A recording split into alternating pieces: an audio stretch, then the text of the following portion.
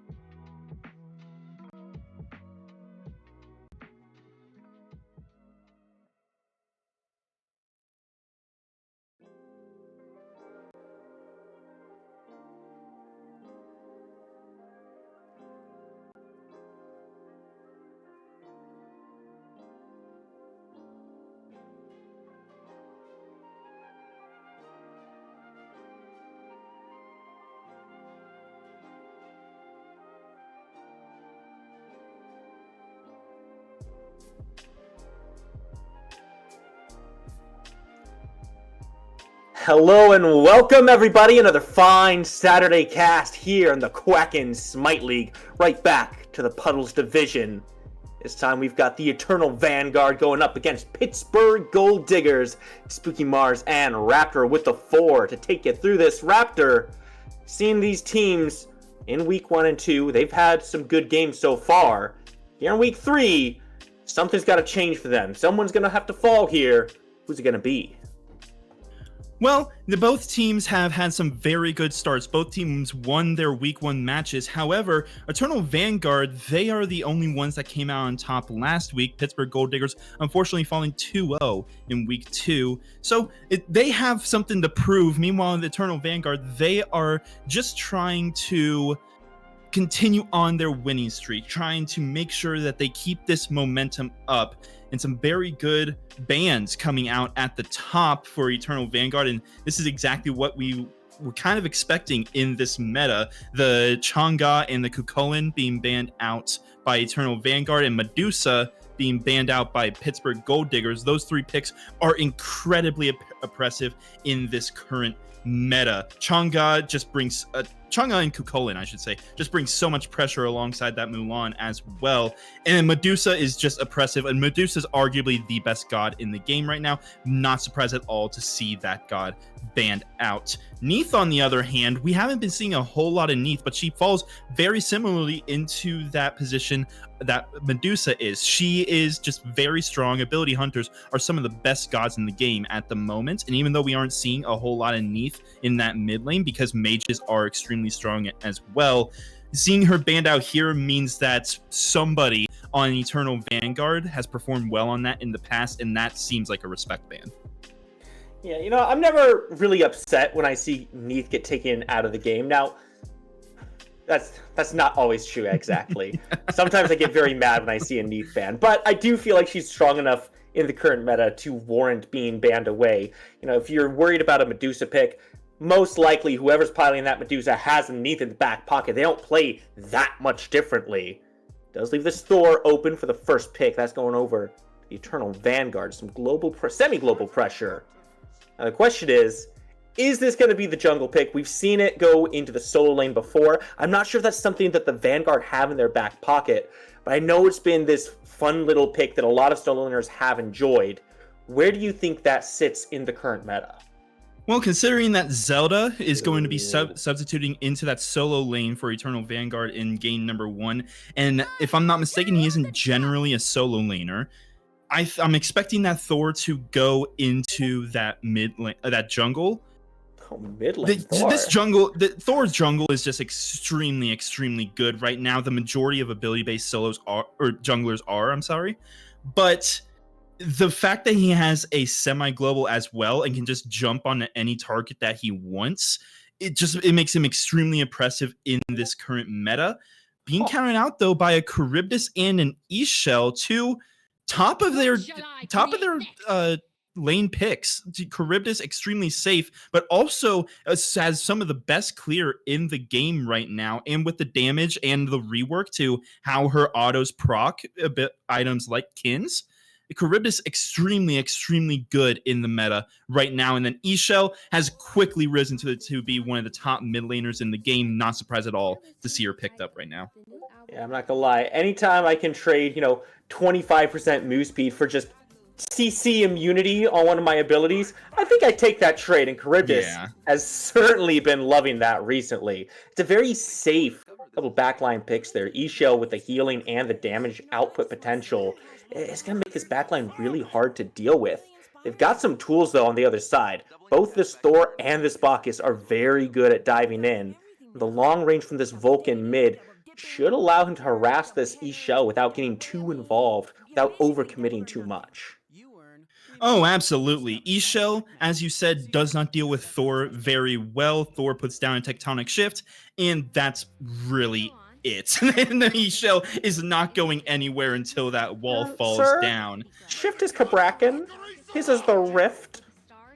You are right. You are right. I casted a Cabrakan last night and was saying that all throughout the game.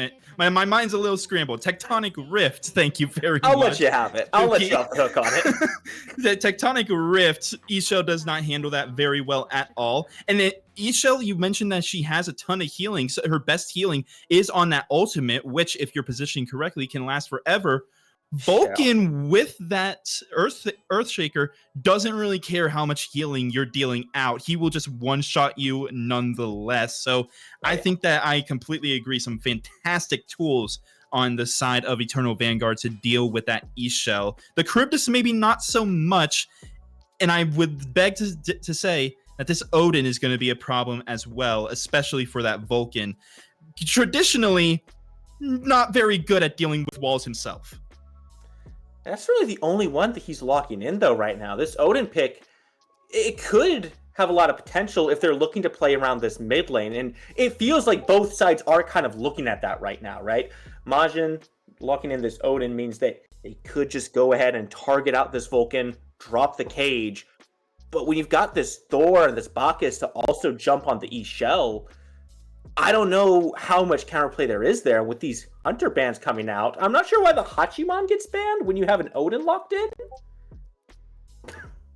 Well, I mean, I can kind of see it. Hachiman has a okay matchup into Charybdis. But I kind of agree the Odin alone kind of takes that Hachiman's effectiveness down as soon as the laning phase ends. But I mean, locking in the Jibbalon. Yeah, we just don't want to leave the cage. Well, I don't think that Ratatosker has to deal with the cage that much. Him and Thor will be instead dealing with the Ishel and the Charybdis themselves. But this does bring up an interesting point with this Ratatosker being locked in. That is a god that I haven't seen a single time at all in Season 11, now that I think about it. Ratatosker has really kind of flown under the radar, and of the semi-global ultimate assassins, he has really fallen behind Thor and Thanatos.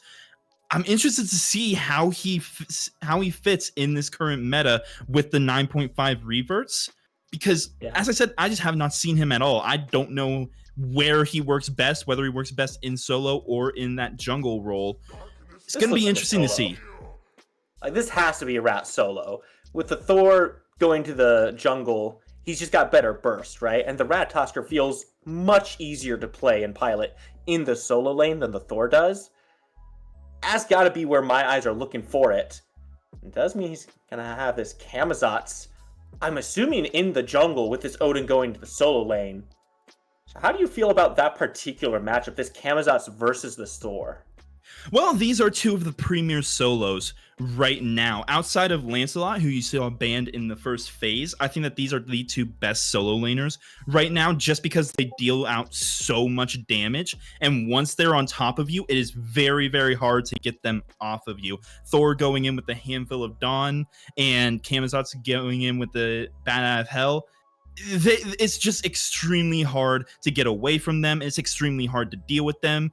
These two will 100-0 pretty much anyone that they get on top of, and I do not see that this Ishel or Vulcan having a very fun time unless the Bacchus and Horus pull off some seriously good support plays, because those two immobile gods, they're just going to struggle with these junglers. So I think that a lot of the weight in this late game is going to be on the duo lanes, Charybdis and Horus, mostly the peel for Horus and the damage output from Charybdis, versus the Xbalanque and the Bacchus with a very similar dynamic on that side. It's going to be interesting to see. Yeah, I still feel like both these teams are kind of looking towards this mid lane to play around, right? You've got such easy dive from both sides and such good ways to lock these characters down. And both teams have solo laners that want to rotate out of this as early as possible. Odin wants to get out there and just start dropping cages. He's not looking really to win that solo lane. Granted, Big Black Banana on the Odin, I've seen that before. He loves the pick. He's very good at it. So he may still be trying to win that lane. But this Ratatosker isn't playing for lane dominance, right? He's looking to try to coordinate ults with this Thor and see who they can catch out. Yeah, and Zelda once again piloting this Rathasker in that solo lane. He's going to be the sub here, so getting him on something that he's comfortable with and getting him on something that's easy to dive into the back line, especially the back line that the Pittsburgh Gold Diggers have drafted. I think that that's a very smart play. Plus, you can never go wrong with an aerial assault, having everyone constantly be looking at the sky, looking for the branches of Yggdrasil or just the sound of Mjolnir soaring through the air.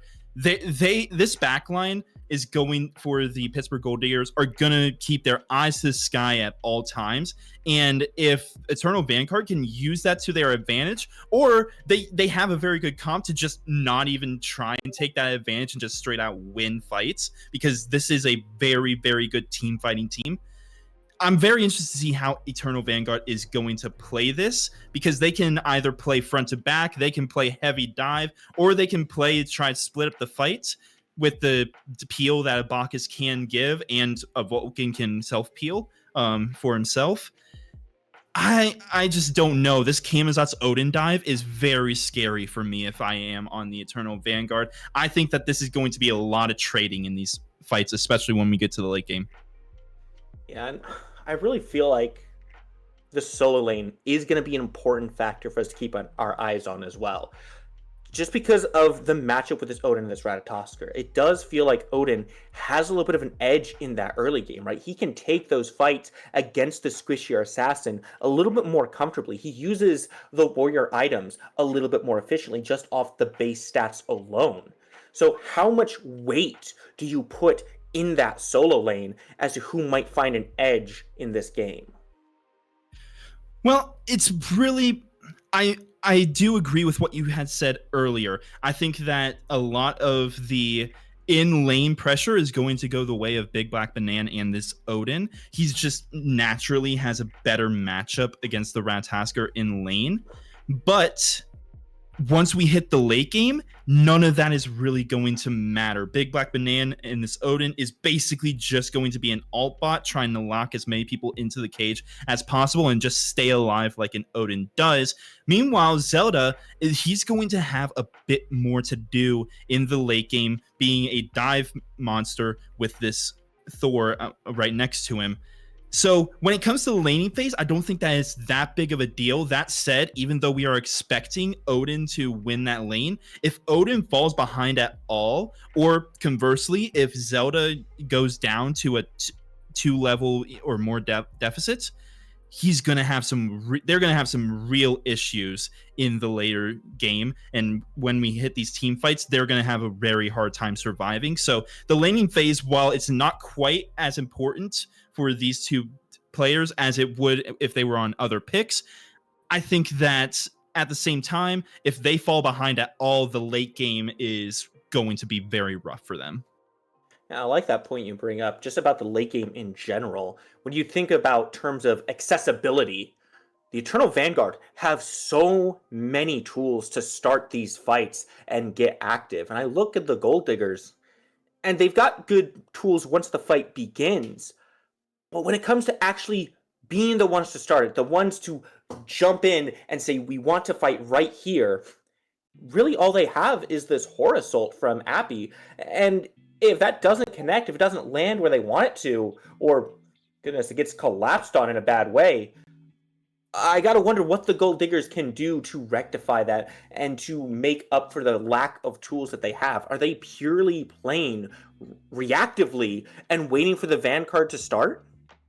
I would not say so. That is what the Odin is for. This Odin does not really like to be the one counter engaging. He wants to be the one starting the fights, blinking in, or even jumping in if he wants to go for a more defensive second relic, and getting at least 2 or 3 people into that cage. That is how he wants to be starting the fights. If this Odin starts off on the back foot in these fights, he's gonna be struggling. Now, given Camazotz is very good on the converse side, he's very good whether they want to be starting the fights or whether they want to be counter diving.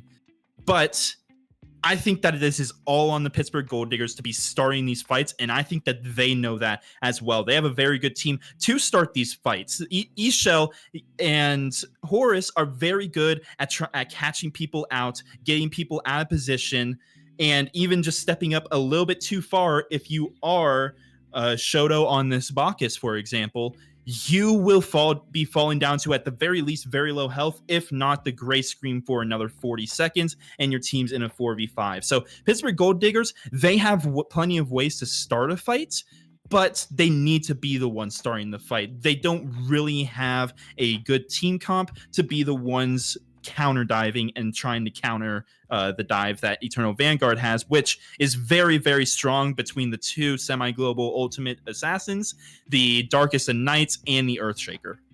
Well, there's only one real way for us to see how this is going to shake out, and that's going to be the gameplay itself. But before we get to that, we're going to take a quick little short break, get everything back into the lobby, and we'll be right back.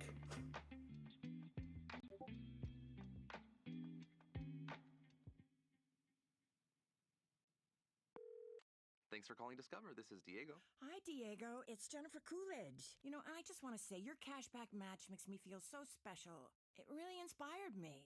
That's great. Doubling the cash back you've earned at the end of your first year is what we do. Well, I'm doubling everything now. Double dating, double dipping, double feature, double header, double whammy. Basically double or nothing. You earn, we match. Discover Cashback Match. See terms at discover.com/creditcard. There's a My Fort Myers story for every family. Collect colorful seashells to take home as souvenirs from white sand beaches. Snap the perfect family photo during a wildlife encounter in a park or preserve. Spend quality time with the ones you love most throughout our islands, beaches, and neighborhoods. Direct flights arrive daily at Southwest Florida International Airport. Plan your trip at visitfortmyers.com to make your own My Fort Myers memories. Batter up for a night of epic fun at the Pele Museum's MLB Home Run Derby Watch and Gaming Party on July 15th. Watch the Home Run Derby on the big screen, compete for the most virtual home runs, win prizes, and more. Don't miss the Home Run Derby at the Pele Museum, July 15th at 7:30 p.m. Tickets at pelemuseum.org.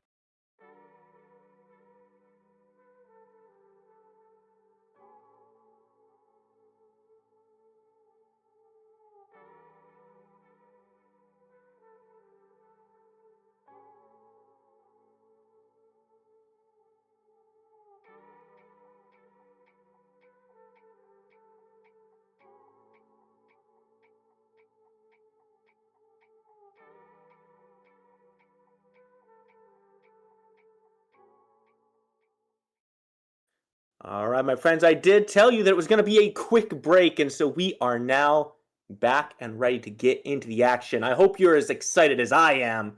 So after we've had some time to talk about these teams, now I think it's time to see how they actually execute with play on the map. Where are you looking in these early stages of the games to really get things started? Well, you have to look at this duo lane. These are two very aggressive duo lanes between the Bacchus Xbalanque and the Horus Charybdis. These are two lanes that really want pressure and really struggle if they fall behind. I'm expecting a lot of fireworks over there. And then, of course, as you were saying earlier on, these teams are going to be wanting to be playing through the mid lane with the two mid laners, Ishel and Vulcan, who respectively are very, very susceptible to ganks. So I would not be surprised to see some early jungle ganks there. Raptor, I'm sorry I have to do this to you. I'm going to have to take a quick little detour, all right? And Oh, if boy. you're away from the game for just a moment, did that say Nemesis Simp? Yes, it does. You need to have a That is my conversation about something like that is my nickname in, I want to Why? say, about 4 or 5 different Smite designated Discord servers. Because everyone knows that Nemesis is my main by far. And by far I mean like at the very least 4,000 more worshippers than any other god. And everyone just knows I love Nemesis. We need an intervention at 4,000 don't. worshipers. No, we Yes, do we not, Spooky. We sincerely do. Vanguard had to take a little intervention from Apple Picker, or Apple Toast. He steps forward. keeps the wave pushed up for the Gold Diggers. Make sure they get a little extra pressure here. So far, not too much to really see on the map, right? We've got buffs picked up, nothing too crazy happening. Keep your eyes on this mid lane. Actually, on a duo lane, small skirmish. Shoto wants to step forward. They've already got some good pressure onto Snips. If they can keep that up, they should be able to rotate over and get themselves some side XP as well. Ooh, Zelda, though, could be in a Zelda. lot of trouble. No leap, though. Come on.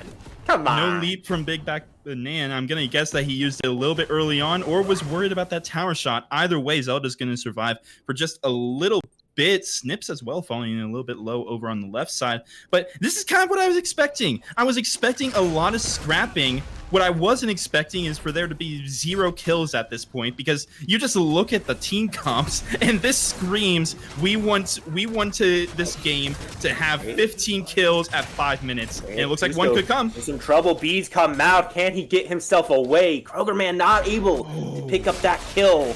Hammer comes back up. Meanwhile, over the dual lane, Snips answers some damage back. Puts some damage out onto Nemesis. Good shots connect. That spike shot does so much, clearing the wave and putting the hurt onto this X-Ball. You've seen a lot of aggression. Shoto wants to continue it. Snips goes for it, but gets stunned out before he can land the knockup. Does put it back out. That's going to be the end of the aggression. No kills come through despite both teams' best efforts. They are looking to get bloody. Which is exactly what both these team comps need to do, even though these are two very good late game fighting team comps. You cannot deny that both these teams want to have a little bit of aggression early on, want to put their team on the back, want to put the opposing team, on the back foot going into these fights.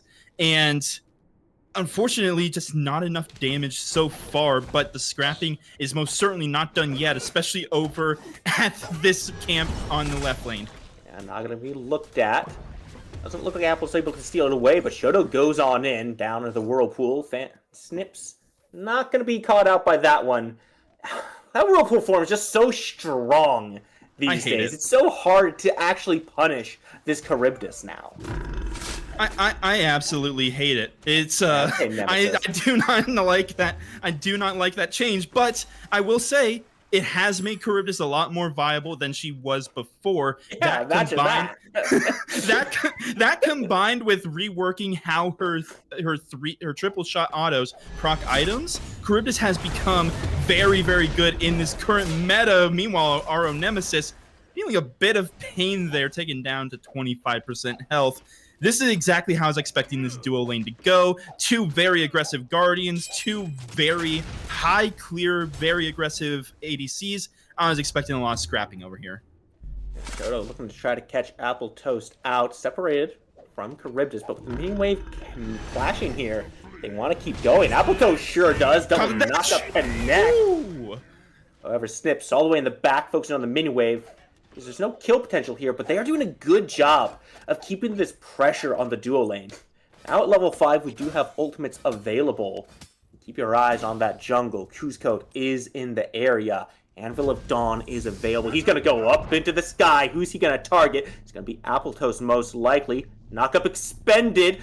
Jump in. Darkest of Nights. Stun is good. The damage is better, but the shell comes out. Keeps him alive, but not alive long enough. Ultimate burn from Snips gets him back out with the CC immunity. But finally, first blood is spilled. Vanguard on the board. Maw Hunger is used as well from Snips, but no damage sent back. It was solely used to try and escape. Great, fantastic dive there and gank from the Eternal Vanguard jungler, Cuzco, getting his ADC on the board, getting a bit of first blood bounty, for himself. Absolutely feeling good about that, and now he has about half a level lead already on the Kroger man. This is going to be very important to see how these junglers play this early game. Both of them are going to be doing the exact same thing in the late game. There's no doubt about that. But who gets to the late game first is going to be arguably the most important question in this match. Could use a little bit of cleanup on those ganks. I'm not convinced the belly flop actually connected. It did not. Apple Toast on that one. I wasn't gonna mention that, but hey. Hey, you know I'll do it. You know I will. But the follow-up was good. The follow-up was there. They secure the kill. That's what really matters at the end of the day. Talk to me now, Raptor, a little bit about builds, right? So I'm looking over at Zeus here. He's got the Cursed Orb. Oh my god, Nemesis does not like that trade. He better be careful here. But Zeus does pick up the Gem of Fate before finishing his Doom Orb. Talk to me about this build path. Personally, as a mid laner myself, I like to finish off the Doom Orb myself. Hold on. Look at the two disguise. Is this going to be... Okay, no, he's just falling into lane, but there is a massive rotation coming over, yeah. Darkness of Night is available. Zelda gets soloed on the far end of the map.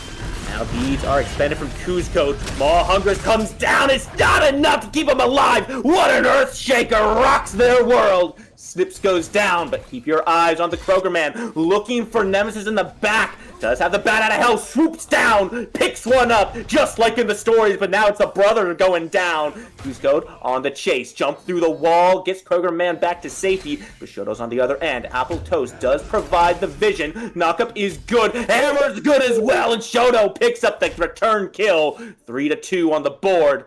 Apple Toast gonna survive this one unless he gets a bad step here. Izus is in the area. They're not gonna look for it. They're okay. No, it is important to note that there was no rotation from Majin to that left lane. But Zeus, that is more than worth it for him. Gets a kill. Actually, no, he did not get a kill. Yeah, no, he did. I'm sorry. I was not mistaken. He got a kill and an assist in that left side. Keeps him ahead of this E-Shell despite rotating over and despite missing 2 full waves. Absolutely worthwhile rotation from Izus. And despite it all, Pittsburgh Gold Diggers, they are the ones with the lead, as you see right there, about 1K. They have been farming incredibly well, despite losing a lot of the pressure battles in these lanes. Well, I say that Zelda's not having a good time over here, 2 levels down. And this is about what we expected, but this is not good if you are Zelda. We were saying we're expecting to be down, maybe even a level down. But as soon as he hits that 2 level down point and starts to grow, that spells a lot of trouble for Radtasker, especially as we hit the mid game. While we have a little bit of a break, I do want to answer your question, though. I do personally like to finish off that Doom Orb more than going into my next item with just the Cursed Orb. But Cursed Orb is a fantastic item, and they're not going to let me finish my talk, Spooky, as we have an engagement in mid. I'm not sure it'll go anywhere here, though. Earthshaker does connect. Half health Majin. Krogerman burns the ult.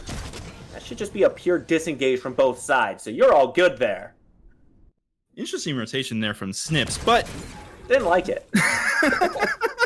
Cursed Orb is a fantastic item in its own right. It's basically a mini Doom Orb, but much better than it sounds with that kind of title. It still gives you all the benefits that Doom Orb does. Actually, Anvil of Dawn right onto Snips, forces out the Maw Hungers, and he will be just fine. Green buff secured by Snips, though. And that will be the end of that. But Cursed Orb, 55 power. That is very close to as much as you get from anything in the Spear Tree. Fantastic item, along with free flat pen, free MP5, and free movement speed, and a very good passive. There is nothing wrong with just going Cursed Orb and then moving on to the rest of your build, as much as I don't like it.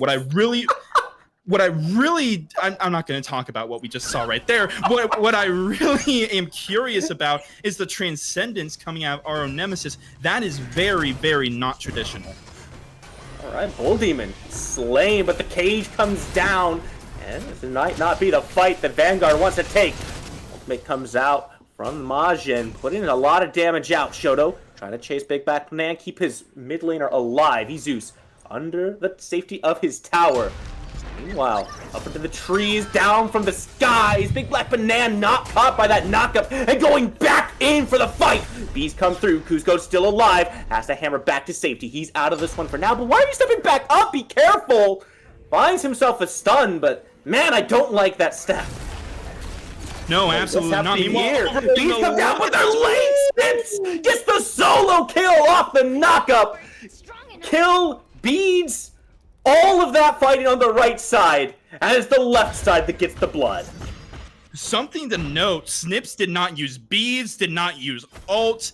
RO Nemesis used everything to try and survive, and Snips used basically nothing. That is the power of this Charybdis right now. Very oppressive, very hard to deal with. And Zeus, you gotta be a little bit careful here. I guess he does have Kuzco right around the corner, so he is fine. Kroger Man gonna be chased down, though. Are they really looking for this fight? Kind of? Yes, they are. I'm trying to return something on this other side here, but Kuzco takes a lot of damage, and now Snips wants to step forward. Anvil of Dawn comes up, is likely looking at Krogerman in the back, but they gotta be careful. Bat of Hell is available. Kuzco wisely decides to call this one off, go back down to a neutral point, try to contest this purple buff a little bit. Stun doesn't connect, but it does block off the purple buff and secures the steal away. Now pulling back, maybe a Fury being looked at. I don't like the health bars too much for it, and with Nemesis still on the left side, gonna call that one even with the purple buff steal. Something to shout out, though. Kuzco, with that Anvil of Dawn, even though he didn't land on anyone, even though he didn't get a kill, he forced out Snips and Krogerman's ultimates just out of pure fear. Those are two very important ultimates, not only for damage, but for safety. And now those are two very prime targets early on if Kuzco does want to try and look for another fight. I don't know if he's really going to, though, as this beacon spawns. Yeah, we call it 2-for-1 in our favor every time. Zeus looking for some damage out, but he gets caught immediately in the cage. Black Banana gets stunned down. Earthshaker comes through, but it doesn't connect enough damage. What a stun and a knock-up coming out from Appletoes, and Kuzco goes down. Deep Ball comes through, pushing back the Gold Diggers, but they've gotten their win here. They can take this beacon no problem. Vanguard have to take a step back. So, am I the only one who thought that he saw Appletoes stun two people with his dash? Because that's what it looked like to me. That's not what happened. It was simultaneously an Odin Spear stun at the exact same time. But that's called it was great. It was a great fight there from the Pittsburgh Gold Diggers, and that's the strength of this comp. And the issue with this Vulcan, you saw Vulcan immediately get locked into that cage, and even though Jesus did not fall, it took everything from Eternal Vanguard to try and keep him alive, and it ended up costing Kuzco his life with no one on the Pittsburgh Gold Diggers side falling. This Odin is going to be a massive problem for this Eternal Vanguard squad, and they're going to need to figure out a way to deal with them. Yeah, it feels like we really need a way to get through these walls. Snips? I'm picking up a relic, but Nemesis gets the kill over on this left side. I believe Kuzco helps him out on that one. No, he did not. No. That was a solo kill. Kuzco was up in the Anvil of Dawn and landed as soon as Snip dies. Since died. I'm mad if I'm Kuzco. Where's my assist, bro? I spent a whole ultimate to help you out. But we take the wins where we get them. Meanwhile, Zelda getting run at by the Kroger man. He was just under the tower. Oh, he's gonna die in a tower shot. Forcing out both ultimates. Kroger man cannot afford to re-engage, though. With Big Black Banana there, that's going to be a 1-for-1 trade if he tries to go for it. Wisely decides he cannot afford to fall here. He's already 2 levels down. Takes a step back. Kills are now even for these teams, but golden levels are massively in favor of the Pittsburgh Gold Diggers. They have been farming incredibly well. They've been picking their fights extremely well as well. Everything that has gone right for Eternal Vanguard was forced by the Eternal Vanguard, and that's what's going to have to continue to happen. If the Pittsburgh Gold Diggers get the engagement that they want, they're going to win almost every single time. Eternal Vanguard needs to force them into those uncomfortable positions, and all 4 of those kills, that's exactly what has happened. Now with a few objectives on the board, Shoto could be in a little bit of trouble, but nah, he's fine.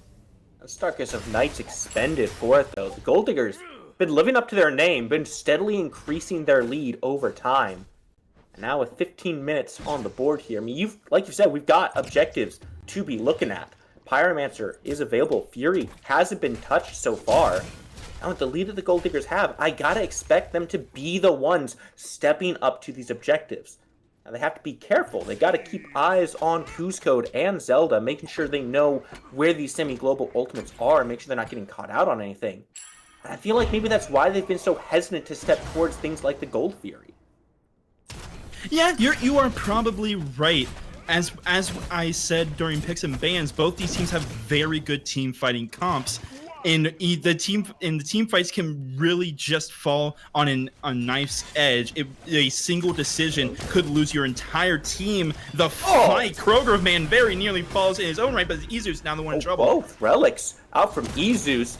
Anvil of Dawn, Cusco up in the sky, looking to collapse down, but where is he gonna go? Back towards the cage. Big Black Banana gets stunned. The Maw Hungers comes in and catches. Lots of damage coming out from Majin as well over the walls. Cusco barely alive at this point, and the Vanguard have been routed. Their defense has been crushed and left all the way behind as Zelda pops the thorns, dashes out. But this should be a fury for the Gold Diggers. It does not matter that it was a 5v4. As soon as Odin got 4 people in his cage, the Pittsburgh Gold Diggers played their fight perfectly. And now the fight continues on. Izu's in a whole lot of trouble, and he's going to fall to the bird bomb.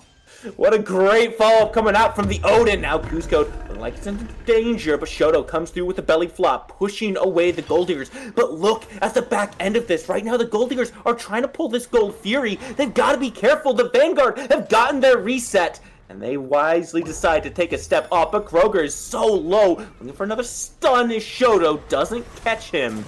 Now things have turned. Big Black Banana drops another cage. It's on Shoto, but this one is purely defensive. Raptor Cusco is not looking for any kills. He's just looking for the flank to try to keep the Gold Diggers away. He's pulling so much attention off as the Gold Fury now started up by Vanguard.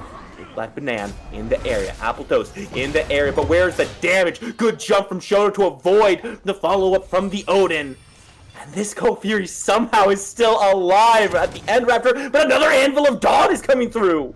Anvil of Dawn straight onto the head of Majin, but Majin ults it in return, and that's going to be of Cusco snipes it. He's going to get double kill, but the Shaker gets a kill instead. Triple kill for Snips! The Charybdis is going crazy! He's looking for the Maw, but they're too far away. Gonna go ahead and burn that on the Oracles. Good Earthshaker comes out from Zeus, but it's not enough to turn that fight around. Still, at the end of everything, the gold lead hasn't changed by the end of this, Raptor. XP has been growing steadily, but the Fury is still standing. We have not gotten anything off of this. It is crazy to think that the objective that started that whole fight is the only thing that did not fall in that fight. That is a crazy thought right there. Everything went down. We saw two rotations of every single ultimate in this current game, and the Gold Fury still stands, did not even fall below half health at any point in that. But that was a beautiful team fight, and you saw the strengths of both team comps in these team fights. You saw where both of them can succeed. And this is really just going to come down in the late game of who gets the fight that they want. Who's the one starting the fights? Is it the Odin and the Kamizots? Or is it the extremely heavy dive comp of Eternal Vanguard? That is going to be the deciding factor, and there's no better proof of that than that Gold Fury fight that literally went back and forth and then back. Well, there's another solo kill for Snips. After that triple, he is 2 levels ahead of our own Nemesis. And just take a look at the builds here. You see the difference in approach. Snips is more than happy to take these fights with this advantage. This rage coming from Nemesis, I'm not sure that I like it. I would tend to agree with you. That's not my biggest issue with the build, though. I am really questioning the transcendence on this Xbalanque. Yes, Xbalanque is probably one of the more mana-hungry AA hunters, but Transcendence is just nowhere near as good as the Aussie, as the Devo's Glove, as the Anvil of Dawn straight onto the head of Snips over in the jungle. Well, he tried to put it on the head. It came down on the Whirlpool. Now the cage comes down. Snips still alive thanks to the Aegis. What great peel from the Vanguard. And somehow he's still alive. He got out of this one. Kroger man burns the bat out of hell just defensively. And look at how long that ult lasted. The Vanguard is just crumbling under the onslaught from the Gold Diggers. Appletos recognizes he can't push this any further, pulls a little bit farther back, and now we're finally seeing that gold lead start to extend out. Still not with the help of the Gold Fury. These fights have been going the way of the Diggers, and now they're looking for a little bit more. Shoto in a bad spot, getting blasted down, barely alive at the end of things. Gold Diggers wisely decide not to pursue this any further. Big Black Banana stepping up. He's going to be the wall. He's got a cage, but he himself can put a formidable defense up as well. Zones them completely off of this Fury and back to his team. When Backfire is doing less damage to Banan than his shield can cover, that is when you know you have a problem.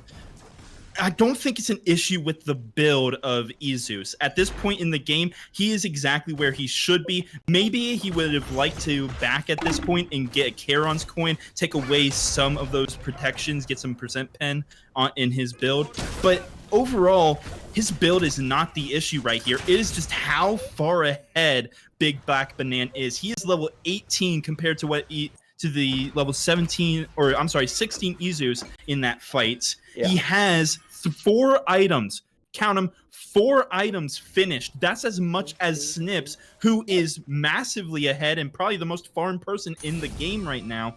This Odin is going to be an even more... This Odin's going to be a huge problem, even bigger problem than I was expecting him to be. And Eternal Vanguard, he's the one asking the questions. They're the ones that need to answer his questions, because until they do, I don't know how Eternal Vanguard is going to deal with this Odin, with the team fight capabilities of the Pittsburgh Gold Diggers. And meanwhile, look over at the left. Snips is just not letting off the gas. Our own Nemesis is going to fall again. His Anvil of Dawn, he's out of range. He just took it. Gets it with the Tectonic Rift, pulls the beads out, but I mean, he can't go any further. He can't step up to this. And on the meanwhile, on the opposite side, things are falling apart for the Vanguard over there as well. Big Black Banana finds a stun, and now with 2 members of the Vanguard down, Gold Digger can do whatever they want on this map. I'd like to see some pressure on this mid lane tower. Zeus is in some danger. Has to burn the age. The walls come down, and there's no longer anywhere for this Vulcan to go. The rainbow hits, and Big Black Banana finds the kill. Shoto is the next target. Kroger Man diving in, tanking the tower, and it just keeps on going. This tower is still alive, guys. You can break that down anytime you want. Majibusha does that for us. As back to the beacon, secure that one. Look at the map here, Raptor. Pyromancer going to be coming up very quickly. Gold Digger could just rotate straight to it now that they have this staggered death timers. Izus down for another 15 seconds. Shouldn't be able to get there in time.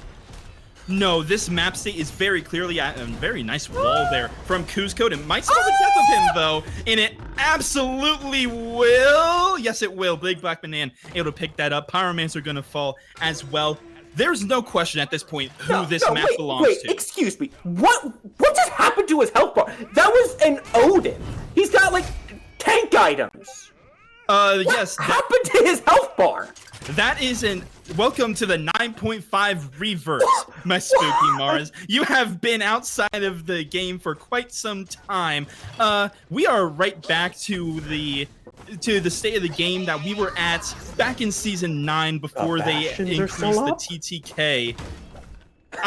I have ranted on Twitter about how I'm not a fan so much of this change for reasons specifically like that, but that is solely the Bluestone Bruche and the Gladiator Shield damage, along with Odin, who generally is one of the higher base damage warriors. I'm sorry, so it's not super surprising that he did that much damage. What is disgusting, and maybe we'll see it here. No, we will not. Izus will survive. Krogerman could be in a lot of trouble. Oh no, the ultimate miss from Zelda! Anything. Oh, Zelda's in a bad spot. He's already used through the Cosmos. He's got no way out of that cage.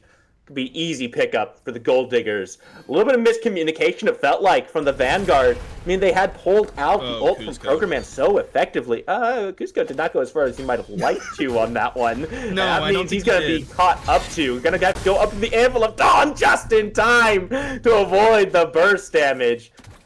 Vanguard's just purely defensive right now. And, maybe that's part of their name, but I don't think this is how they want this game to be going. The Gold Diggers are just playing so efficiently and tenaciously right now. Despite losing some early fights, they're now 11 kills ahead, 9,000 gold in the lead. They're the ones who look at the fire giant.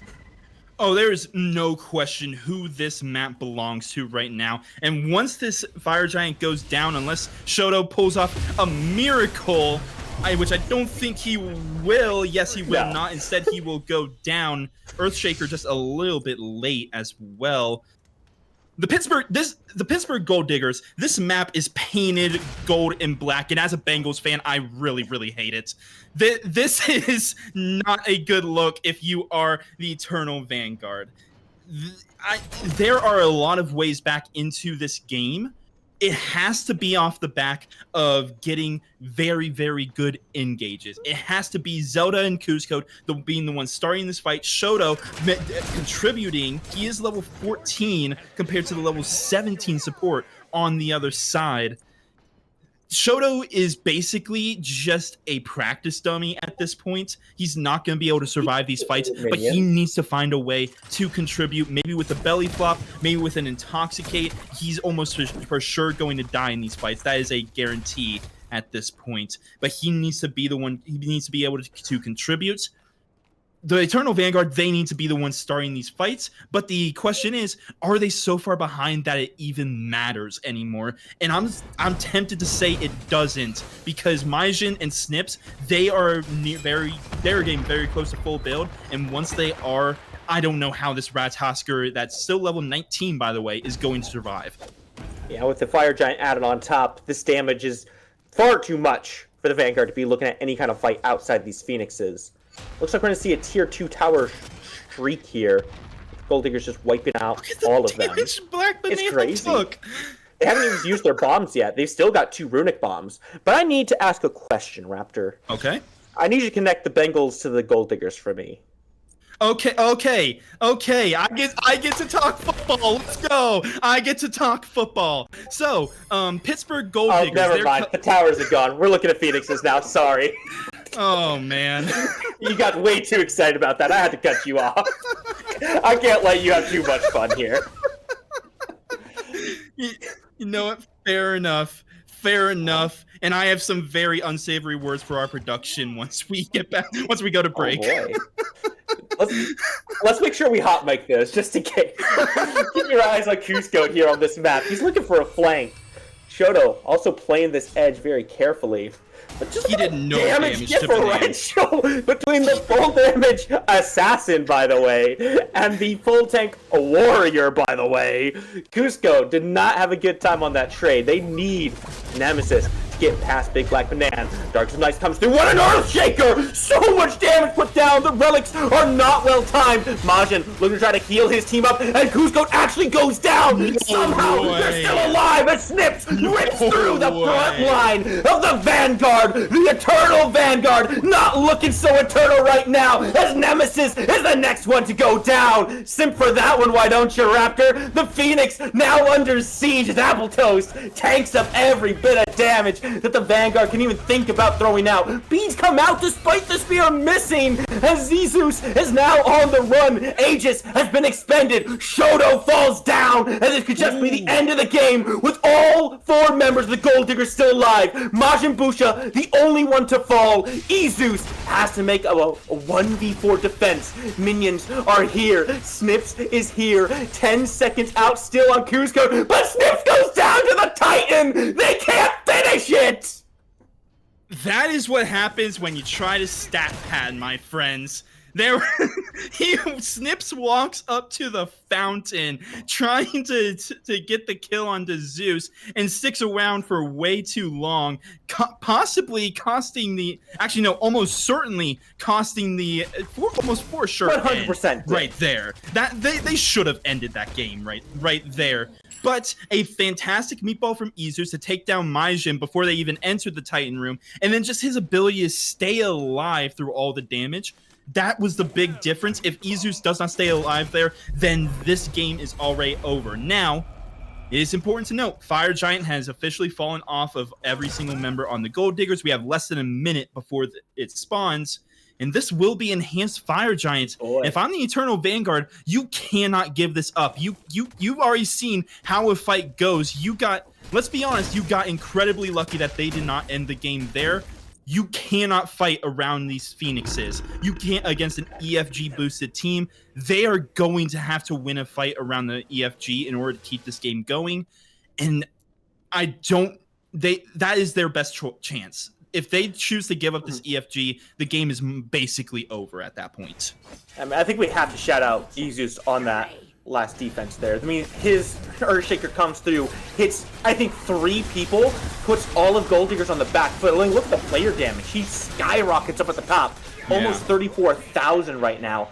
And this is the guy you're looking to around this EFG, right? This is the best secure on the map, no doubt about it.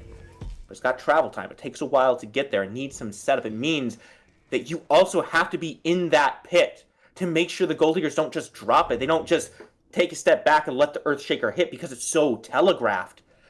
They have the tools, but it's tough to get it done right now. Oh, look at the damage that Vampiric Bats did. Kuzco could be in trouble. Oh, the Bad Eye will get the kill there, and the fight begins.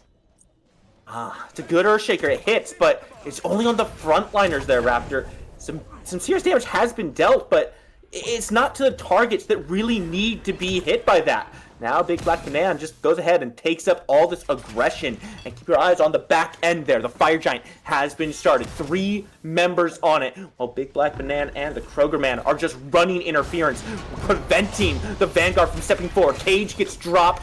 Shell also popped. But they gotta go the back way. Appletoast actually comes forward just to make sure the Vanguard aren't trying to get any big ideas. That's the EFG going the way of Gold Diggers. And it feels for free, right? But the Vanguard literally couldn't step up. No, they couldn't. As soon as Kuzco got popped, they had to back up. Especially with fire Oni minions pushing down that left lane, they had no choice but to back up and give up that Fire Giant. And that was the all-important one. That's the one I was saying they needed to step up for. They needed to fight over because they cannot defend against an EFG-boosted 5-man Pittsburgh Gold Diggers side.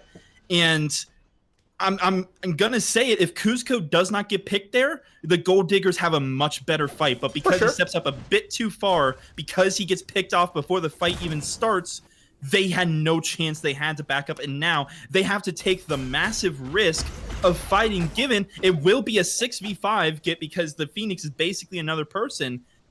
But that EFG was way too important to be given up for that free, and I don't know how good their base defense is going to be at this point. Well, you've got EFG on all 5. You still got a Runic Bomb. Big Black Banana carrying that one. Likely just run it up to the Phoenix, drop it down, and watch it go boom. Could take it to the left side if they wanted to, but no, this focus all over here. Yggdrasil up, down onto Majin Busha. Oh, and Izu that's a good out the Kroger Man already. A good start, but can they keep it going? Still got their mage. The healing comes through. Nemesis, a little over half health right now, and the Gold Diggers take a quick step back. They don't have one of their dive tools available, but they've got time, quite a bit of it as well. They can allow Kroger Man to respawn here. They did expend their Runic Bomb, but that doesn't mean they have to back off at all. Man, Izus is single-handedly keeping this game alive. Yeah. First surviving in the tiny room to keep the game going, and now that massive Earthshaker taking out the bat from hell before he can use the bat out of hell. Absolutely massive. Look at that 40k damage coming up on double the damage of anyone else in this game. This Vulcan has been massive for the Eternal Vanguard. Now the question is just, can the rest of the Eternal Vanguard step up? Because if we're only relying on Izus, the Pittsburgh Gold Diggers, with how well they've been playing, I would not be surprised if they have already recognized that or are making a plan to deal with Izus in these next fights. As soon as that Vulcan's off the board, what is Eternal Vanguard's response? We'll just have to wait and see. And truthfully, we're at a point in the game now where a single fight is what tips this table. Right? Absolutely. Vanguard can take one fight And despite Zelda being 0-5, despite Cusco being 0-6, if they win that one fight, that's the game right there. Pittsburgh Gold Diggers will taste defeat. So they have to make sure they're disciplined on this. They have to make sure they're not throwing their lives away. And it feels like they have to find a way to take Izus out of the fight without getting picked themselves. Because so far, Vanguard, let's be honest, they've given them a few free picks to kind of make those fights pretty easy. The question is, can the Gold Diggers find that themselves in this Titan room under these Phoenixes? That is the big question. It looks like this left Phoenix is going to be the call. They know that Zelda is not here for this. Neither is Cusco, though he is going up into the Anvil of Dawn. The fight begins. Coming down. Gonna be looking at Majin Busha, but the bees are good. Ultimate comes through and Cusco immediately disappears. Meanwhile, Krogerman diving into the back. He's looking for the backliners. He wants Nemesis. He wants Izus, but he's taking so much damage. He has to take a step back. Meanwhile, the Phoenix does fall down, allowing an easy escape route. Not a single member of the Gold Diggers falls. They can keep on and digging. Over the wall comes Big Black Banana. He's looking to put the damage out. Nemesis back to the fountain, healing up. Does not have any relics available. Keep himself alive and healthy.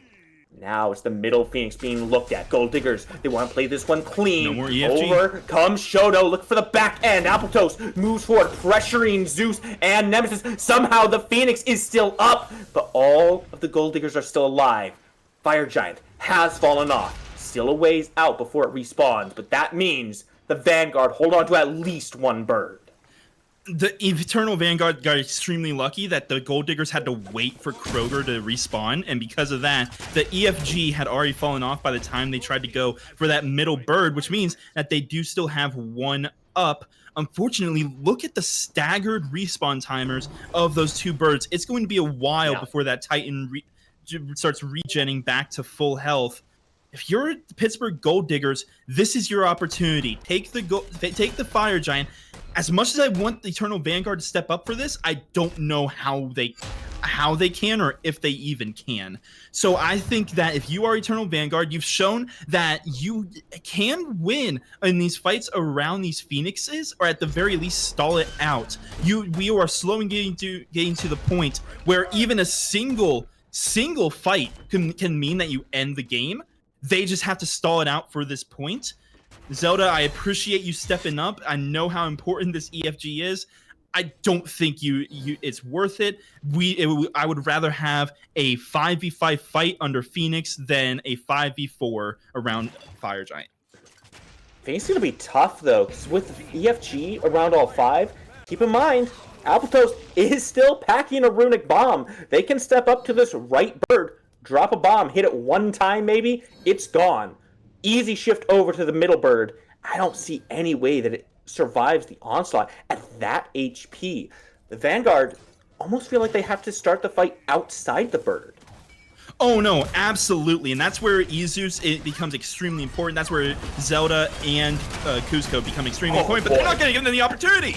No, they are not. Blink forward, cage down. And Krogerman already pressuring Izus out of this fight, burns both his relics in the blink of an eye. The Maw hungers. It's looking for Zelda, but here comes the Earth Shaker, and it hits Snips. So much damage, and Cusco reaps the rewards. It's a double kill for the jungler. Thor has put two down, and now the Vanguard looking to rout. We've said it once, we've said it twice. One fight is all they need. But Shoto's taking some damage. Majin Busha is being chased down by the Cusco. It's a triple kill for the jungler. Has it turned? Is this what they need? Apple Toast trying to find a way back out. But keep your eyes in the Titan room as well. There's still Big Black Banana taking 3 members. These death timers are going to come through. Odin falls down. Are they going to go forward? Can they find the timing? Apple Toast will fall. That is 60 seconds until Apple Toast comes back up. 30 for Snips. It should be a rundown mid. That is exactly the fight that the Eternal Vanguard needed. That's exactly the fight that I was hoping they would have for their sakes. 52,000 damage for Vulcan. Don't tell me that mages are not broken in this current patch. This Vulcan is the reason this game has continued to go on as long as it has. That Earthshaker taking Snips down to no health, finished off by Cusco. Oh my lord, they take a bird for themselves, and just like that, oh man, Eternal Vanguard showing that they are indeed immortal. It doesn't matter how much you hurt them, they will continue to reign, continue to fight, and this game is right back. The gold may not show it, it's still a 12k gold lead, but this game is practically even, all things considered. I mean, we're full build at this point. The only thing that gold is going towards is going to be your elixirs, your red pots, and trying to get more survivability and more damage out. And make no mistake, they do make a difference in this game. But at this point, the gold lead is negligible. It's all about the death timers. And the Eternal Vanguard have shown they can take fights within their base. Now they have to show they can take a fight outside their base as well. Pyromancer comes up, is going to be quickly knocked back down by the Gold Diggers. There's just one more tool for them to break these birds down once again. They've got fire minions to contend with in the mid lane. All the Gold Diggers have to do is make sure that those minions don't go too far. Fire Giant will be coming back up. It's a question of how well can the Vanguard play around it this time. I'd say much better than they could either time before. That left Phoenix is still alive. Yes, you are going to lose the Primal Fury here, but that is not the big objective. That just helps the Gold Diggers get the big objective. Very interesting play here from Cusco. Anvil of Dawn not going to reach Kroger, man. Because of that, I don't like we're that. right back to the state that we would be if there was no Anvil of Dawn used. Crazy how that works. I mean, yes and no, though. But like, because Cusco goes forward with that Anvil of Dawn, because he doesn't just go right back down, he reveals that it's on cooldown now. The Pittsburgh Gold Diggers can use this time now to do whatever they want to. They can reset. They can push for a left bird. They can play comfortably knowing they can get into position without having to worry about someone dropping down on them from the skies. And if someone does, it's going to be Zelda, and he's not going to have backup. Well, that is 40% cooldown on that Zeus. It's already more than 3/4 of the way back up. He's going to have it back up by the time this EFG spawns. But look at where Zelda is. He very nearly got jumped on by Apple Toast there. That is the last thing you want to see if you are the Eternal Vanguard. In the last 2 fights that you have won, it has started with a great Earthshaker that got cleaned up by Cusco and Zelda. I don't think that the Pittsburgh Gold Diggers are going to let that happen again after they've lost 2 times where they should have very clearly ended the game. Both times that they lost because of that. Kroger Man, oh no, through the Cosmos coming out. Can he land on Kroger Man? He does have Bat of Hell, and he will use it. Should survive, but that is a massive tool. I'd say losing the Bat of Hell is worse than losing the through the Cosmos. Fantastic job there. Wait, Anvil Donius as well. What has happened? Kroger Man has died anyway. Beads are burned from Cusco, and the shell comes through as well. 2 tools down. They found themselves a pick, a 1 for nothing. And now they've got the advantage around the EFG. They still have the Earthshaker as well. They've got the secure and the positioning. But Snips has taken down Zelda. Can they find a way back into this Fire Giant pit now? Big Black Banana coming down, but it's not onto Nemesis. Here comes the Earthshaker, and the Vanguard get it. Majin Boucha comes through the back, raising a laser beam. It's a double kill for Snips, and they're looking for a little bit more. 2 down, make it 3 as Cusco falls. The Vanguard have stepped forward, but they've overstayed their welcome. They've taken a trip and a tumble right back down to where they started. 2 remain, both with the Fire Giant, but they're staring back at 4 members of the Gold Diggers, and they're coming down the right side right now. Right Phoenix is going to be the target, and it's going to go down very quickly. They're going to go into the Titan room. No one has an ultimate, though. Titan is going to be the target, down to 75% health already. Majin Great belly flop by Shoto. Shell gets burned. Trying to put some damage back out, but the Titan is still standing. Now the damage finally comes in, but Shoto is doing a great job of disrupting this push. 3-man knockup, but Majin Boucha takes down Nemesis. That's the only damage for the defense. Shoto can't do it by himself. He's gonna fall, and game 1 finally, after 44 grueling minutes, goes to the Gold Diggers. That was 44 minutes of great Smite. Spooky. That is every caster's dream of just casting a game where it's back and forth, back and forth. This gave me feelings of, what was it, game 1, I want to say, of Obey No, this was versus game 1. Okay, Spooky. Okay. Yeah, this was game 1. I was gonna say this feels like Obey versus NRG season 3 when they were going back and forth in game number 1. One team nearly ends, then the other team nearly ends, and whatever. You ruined the analogy, but nonetheless, this was a fantastic set and match here from both teams. And Eternal Vanguard, even though they lost and even though they were down a very large amount at the majority of that game, let's be honest, the fact that they were able to fight back and keep that game closer than anyone expected it to, than they had any right to keep it, Eternal Vanguard can very well go out and dominate this next game, and I will not be surprised. These are two very evenly matched teams. If that late game showed me anything, and was that Eternal Vanguard playing extremely well, playing up to their potential finally, or was it the Pittsburgh Gold Diggers maybe trying to push a bit too far? Who knows? Only time will tell. Well, more specifically, game 2 will tell us what happened.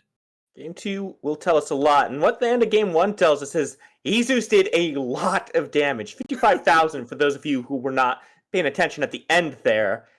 This guy was outputting massive numbers. And if I'm on either team, I've got to be playing through mid. I've got to be keeping eyes on Ezeus as we go to game 2. But we'll see all things in due time. For now, we're going to kick it to a quick break, and we'll be right back with the second match.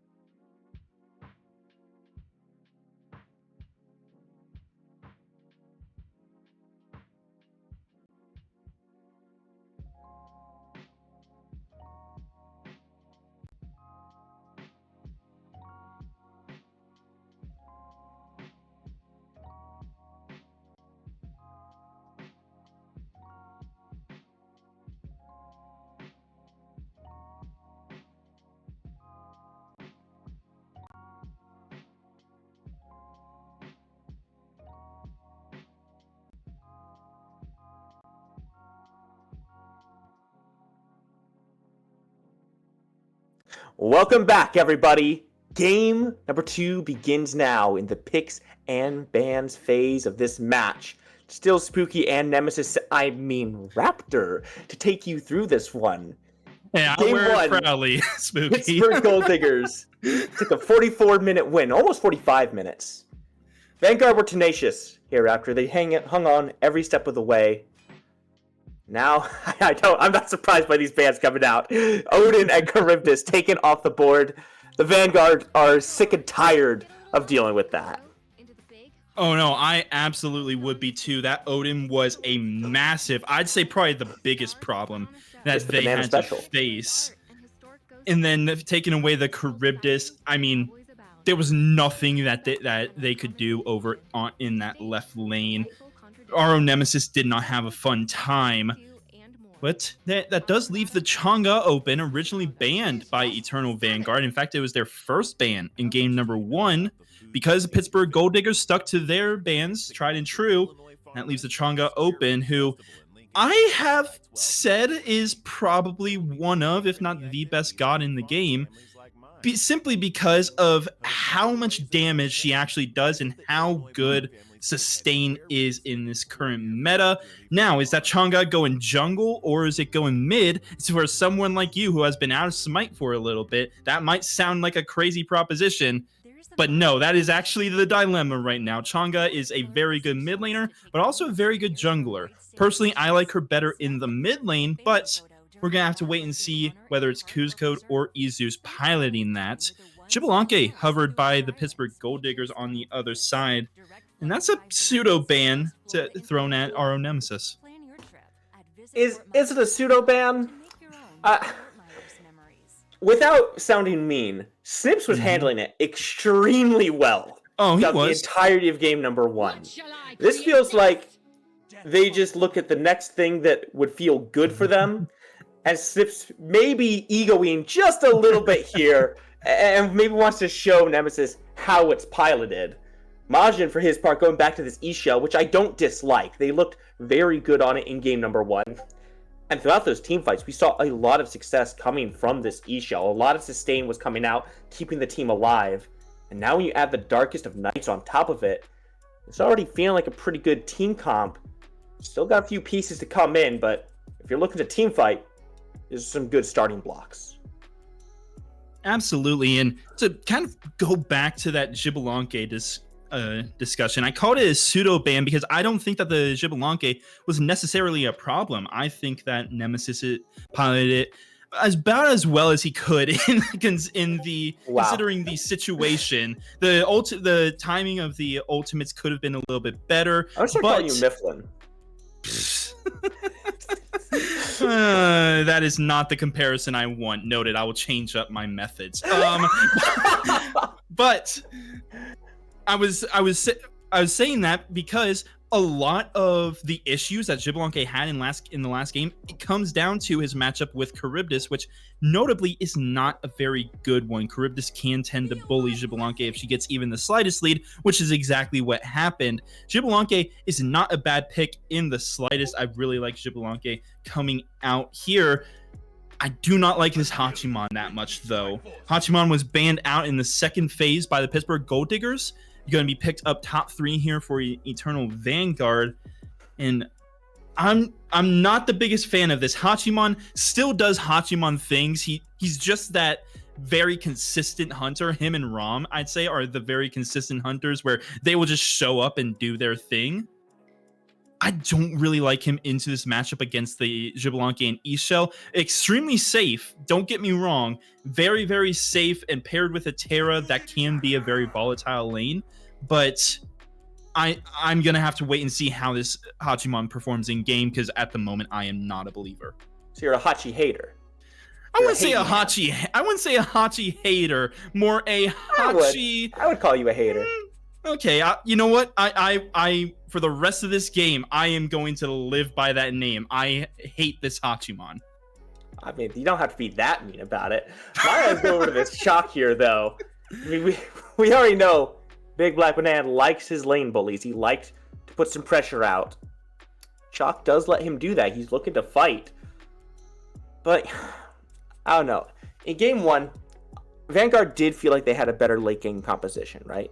They didn't win in the late game. They had some good fights going their way, but the Chalk doesn't feel as good as the Odin does late game. In fact, feels worse to me. Now, I'll let you change my mind on that in case there's some crazy Chalk tech that I just don't know about. But how do you feel about this as the game goes on? It's going to be almost entirely matchup dependent, in my opinion. Because, yes, Chalk, not to quote what I did with Hachiman, but Chalk is in the very same vein where Chalk will just show up and do Chalk things. The issue is Chalk is much more matchup dependent. I do not think I do not know how to feel about this Chalk. I'm gonna have to wait and see what the Eternal Vanguard pick up. No solo ban, surprisingly, from the Pittsburgh Gold Diggers. Instead, they go for one jungler and one mid being banned out, not knowing where this Chang'e is going to go. That's honestly one of the biggest pros of picking a Chang'e this early on. But back to this Chalk, he's a tanky warrior with big circle. I'm gonna stop talking about Chalk now. This better not get locked in. No, it's locked in. It's locked in. Oh no. You want to take this one, Spooky? No, are you kidding me? Okay, is Dinosaur in this game? Like, if he was watching, if he was piloting, he'd be over the moon right now. I think anyone else who's played Smite and wants to have a good time and win their game is not all that excited about the Kumbhakarn. What does this Kumbhakarn do? I'm looking at the team, and I see a dot from X-Ball. E-Shell has some damage. What does this Kumba do? Like, what's he setting up with the epic uppercut? I'm not seeing any big bursts to come through and follow up off this ultimate. Over. Why do we lock in Shiva? The colon's open. Okay, this bottom two, I'm half expecting a Anubis to get locked in right now. But to go back to the Kumbhakarna, probably my biggest issue with it is, who is he going to use his CC on? Hachiman has easy ways to get out of his CC. The Kamazots can just bat out of hell if he ever gets into danger. Chang'e is literally unCCable. Shiva has an ultimate and generally just doesn't care about your CC. You can CC Terra, I guess, but do you really want to be using everything on the Terra? I don't think so. This Kumbhakarna, Apple Toast, get him out of the kitchen, my man. You have burned it down and then some. The fire is still going. It's spreading. You need to never touch a stove again. All right. I do like the Humbats, though. You were allowed a hater moment. Am I allowed a hater moment? Yes, absolutely. I hate this team comp. I hate this draft coming out from the Pittsburgh Gold Diggers. I don't like it. I'm trying to find where it works. I'm trying to find like what we're doing here to really make this happen. And it's a lot of teamfight ultimates that don't combo well together. like sure, you can drop the Fear No Evil and then you can Storm Call, but you're spreading everyone out, so how many people are you going to catch with the Storm Call? You can turn off the lights, but like, what's your follow-up here? I'm not seeing the benefit to these ultimates. Now, maybe it's just a simple fact of they're going to drop ultimates and they're going to just try to shred down whatever target they see. But I like Vanguard's draft a lot better. It feels more cohesive. It feels more survivable. And like it just does more in these fights. Oh, absolutely. The only question mark I have is the Shiva, I guess, because Shiva, I still think is not very good. Correct. I'm very surprised to see it. If they had taken that Kukulin you had mentioned, or even a Hercules who's on the rise right now, I would have felt much better about that solo lane pick. But hey, maybe this is just Zelda trying to get comfortable over there in that solo lane since he is a sub. Let me try to look over at the Pittsburgh Gold Diggers and let me just try to say something positive about this team comp. it's a very good pick comp. They with the Mass CC Kumbhakarna brings with the Fear No Evil, they can spread out the fight and pick a single player out and then go on to win the fight from there. But as I said before, who are you going to CC on the other side? The Terra? Do you really want to be CCing the Terra? I'm not sure. I can see how the Pittsburgh Gold Diggers drafts can work. Am I a believer in it? Absolutely no way. I much rather prefer the traditional kind of comp that we see with Eternal Vanguard. But with what Pittsburgh Gold Diggers have, there is a chance. There's a chance, Spooky. After get me out of here. All right, we're taking a break. Well, and we're gonna reanalyze things, and we're gonna figure out what's going on. And we're gonna be going to message the captains and tell them to redo the draft. Hit it. In all seriousness, the Pittsburgh Gold Diggers, they have a pretty early slated draft outside of the E-Shell and Kumbhakarna. They're going to be looking to get active a bit early. Meanwhile, Eternal Vanguard, they really need to scale every single character on this team, except maybe the Camazotz, but Camazotz is better late game than he is early.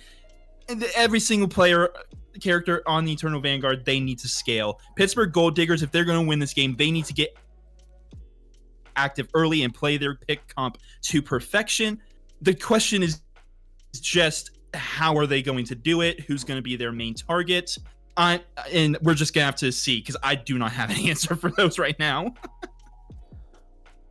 You're supposed to be the guy with the answers, Raptor. That's your job. I am not the guy with the answer. That's your job. Anyone who's ever teamed with me knows I never have the correct answer. Why are you on that side? Why? We gotta have a conversation. Yes. Why don't you have the answers?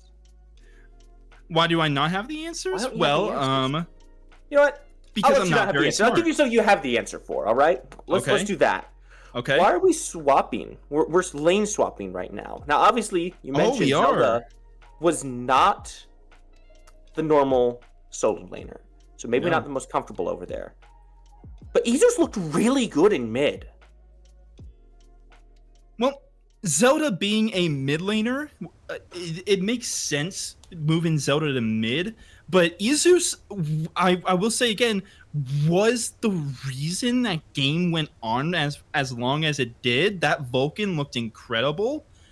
I'm very surprised that we don't just put something on that we don't just put Zelda on something that is pretty easy to play and just play it mid, plays itself.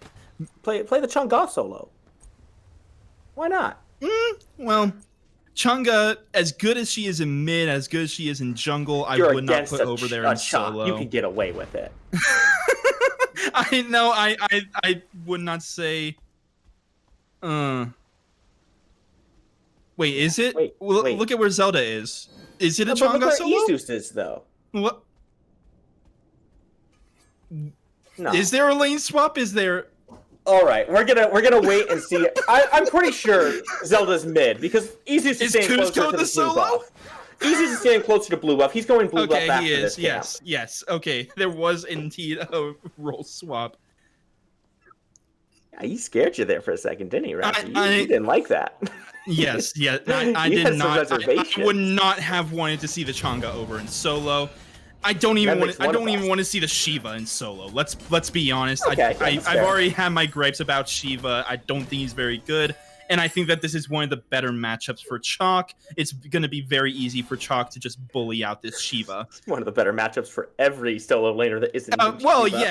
yes, but but one of Shiva's better matchups. When I specifically called out that this is going to be super matchup dependent for Chalk, that is why I called it out. Now Chalk, actually Banan already down to half health, just clearing the blue buff. That was not expected, so he's going to be losing out on a couple waves.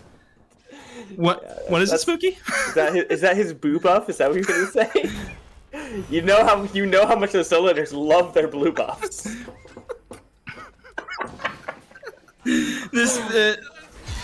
If this set goes to game 3, we're not gonna have any brain cells left. I'm calling it now. Oh, we didn't start it with Eddie Raptor. Already have a bleed coming out from Cusco, trying to get aggressive in the mid lane. Doesn't actually go anywhere with it, but I mean that's one tool now not available for the Vanguard. It's just gonna slow down their early aggression a little bit, I suppose. I don't know. You take this, Raptor. Ooh, the Sacred Monkey bounce means that the Kroger Man teleports in immediately, has to jump back out. But a lot of pressure in mid lane for the Eternal Vanguard. They are winning early on, which is kind of expected. Kroger Man, as much as this is one of his signature picks, Hunbats is a character waiting to hit 5, then get active. Yeah. But... Oh, sorry. No, please continue. I don't want to talk about Kumba if I don't. Oh no, to. I was just trying to find something to talk about. If you have something to talk about, please do. No, I don't want to talk about the Kumba if I don't have to. Raptor, find something, because I don't want to ask about how this lane goes. I will talk about the Kumba. Kumba is pretty decent in lane against the Terra if Terra makes a few misplays. This is going to be a very volatile lane, though he is getting quite a bit of value, already getting the beads from RO Nemesis, already getting the Heavenly Wings. This dual lane, it's going a lot better than I had expected it to. Shoto and RO Nemesis just cannot step up. So much CC from this Kumbhakarna. I'm just gonna say it. If this wasn't a Terra, if it was if it was a Guardian who had a bit more presence in lane, this Gold Diggers duo lane would be in a whole lot more trouble than they are now. I mean, yeah, Terra takes a while to get the stun to go through to interrupt the. I don't even know what it's called, man. The Groggy Strike, there it is. That tells you something. When I don't know what the ability is called, it's Groggy Strike. But you can't interrupt it super quickly, which does mean he has an easier time getting it off, which is why he's able to get the beads out of Nemesis at the start there. But I gotta wonder how long that's gonna continue, right? Because early on, like you mentioned, Terra doesn't have that much presence in lane. Once she hits level 3, she gets a lot more effective. Granted, she has the dash available from 1 now, but she's still not the most proactive support in those early levels. Things will change as this game goes on, and you can already see a little bit of aggression coming out from Snips there and just his pathing alone. We got some confidence in Toast. That spot here, taken very low, still has the passive available. Nemesis drops the mounted archery, doesn't quite connect.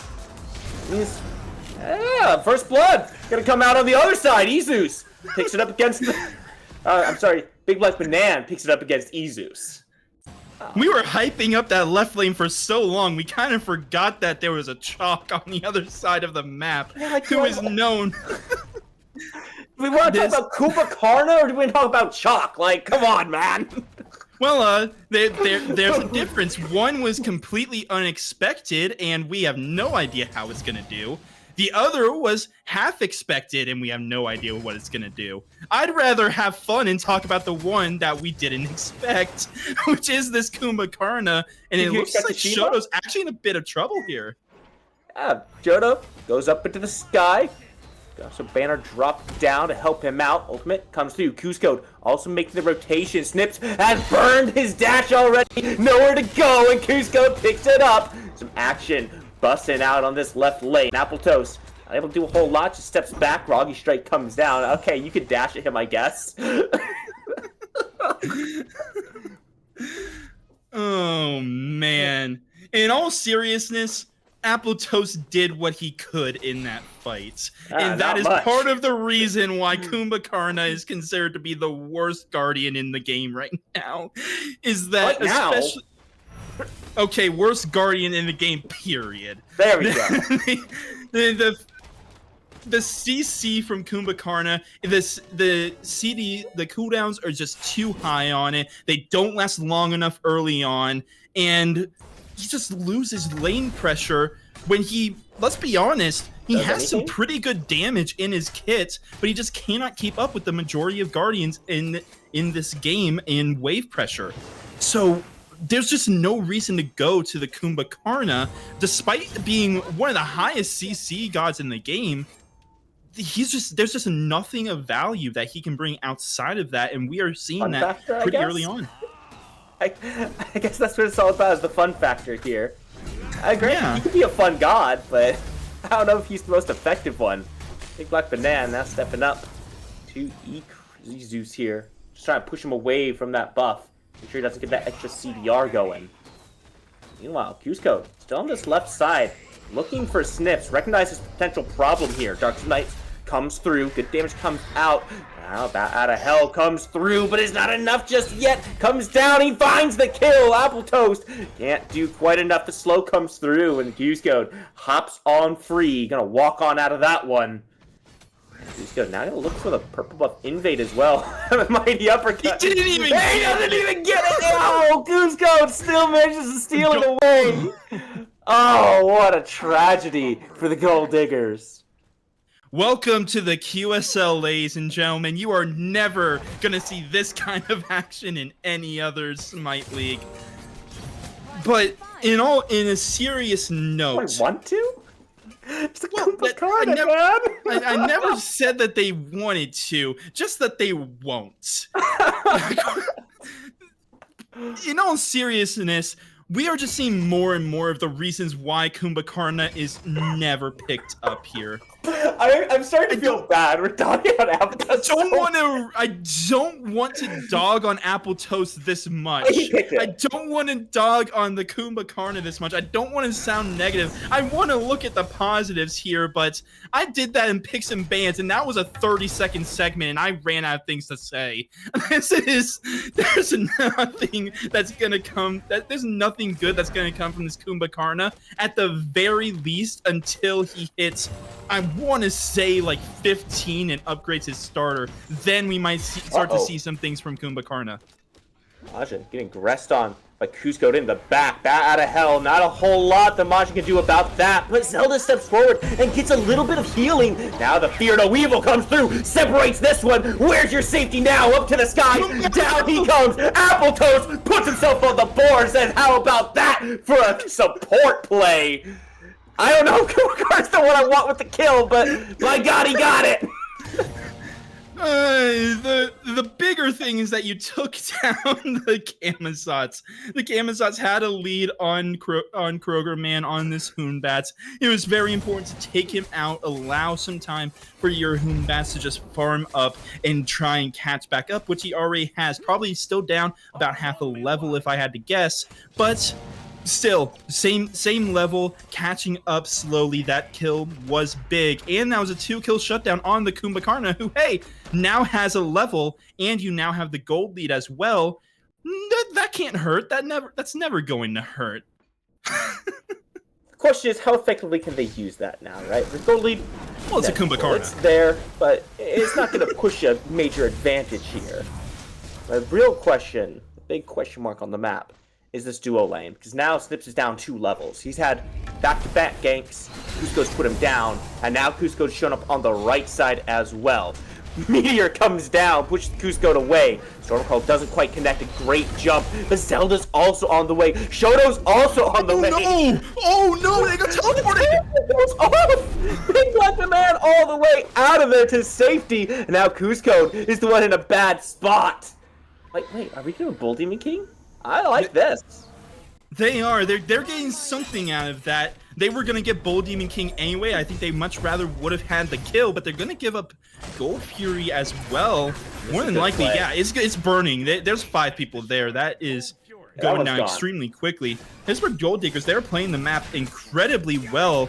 And this is exactly what they had to do. I said before, they had the earlier game team. They were the ones that needed to get going earlier on.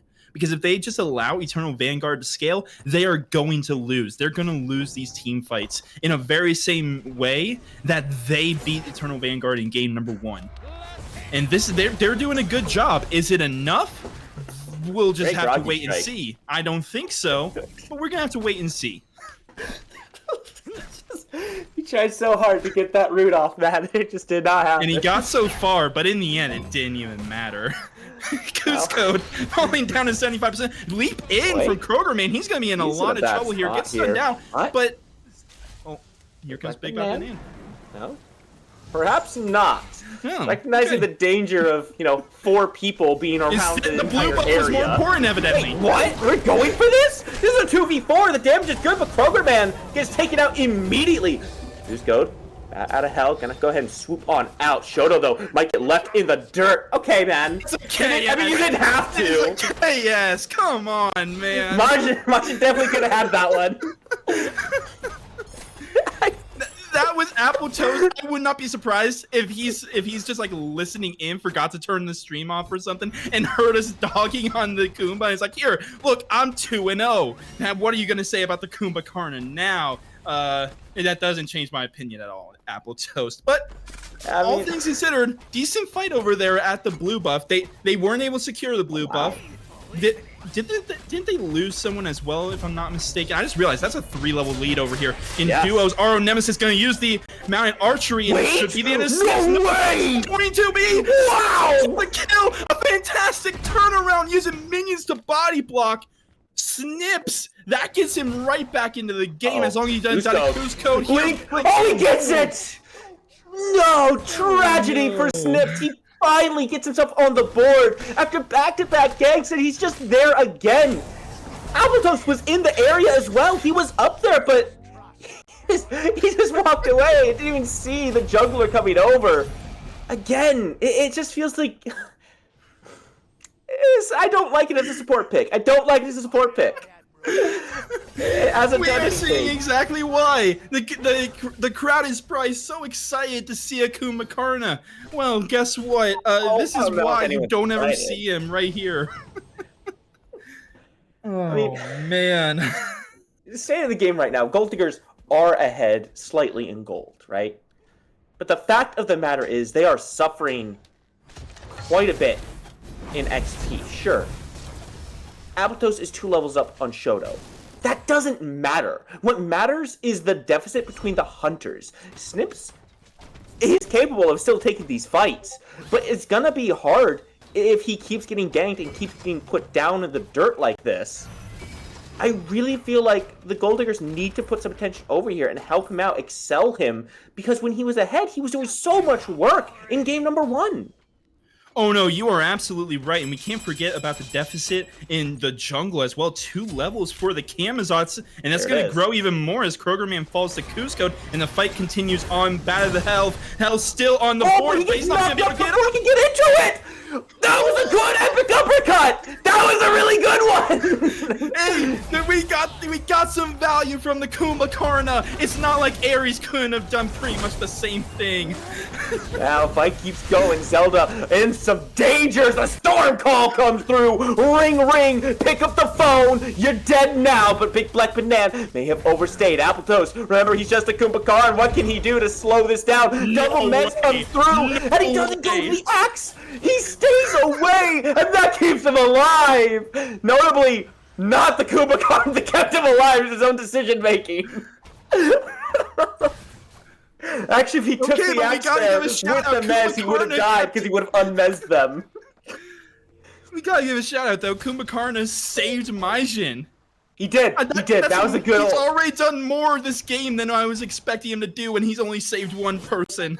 Oh. That's not a shot at the Hachiman. That's not a shot at Appletoast. That's a shot at Kumba Karna. Appletoast, you performed fantastically last game. But then you picked Kumba Karna, so I don't know, man. I feel like he deserves some of the shots himself. Oh man, well, let's take another look at the map state. Well, the current map state is that Cusco is at the tier 2 tower of Pittsburgh Gold Diggers. Has to use the blink just to try and escape, and now has the backup coming in. Majin took a lot of damage there. Bad health coming through. That should spell his death, and it will with the vampiric bats. There's just nothing that Appletoast can do as a Kumba Karna. Like, what are you gonna do as a Kumba Karna gets bad out of hell, right? Now, granted, I won't say that's Appletoast's fault. That's entirely on Majin Busa for looking at 3 people and then walking past them to take all their damage. But now the Vanguard get to start up this Pyromancer. There's an objective on the map for him. Stopped by Big Black Banana rotating in. Keep your eyes on Izus.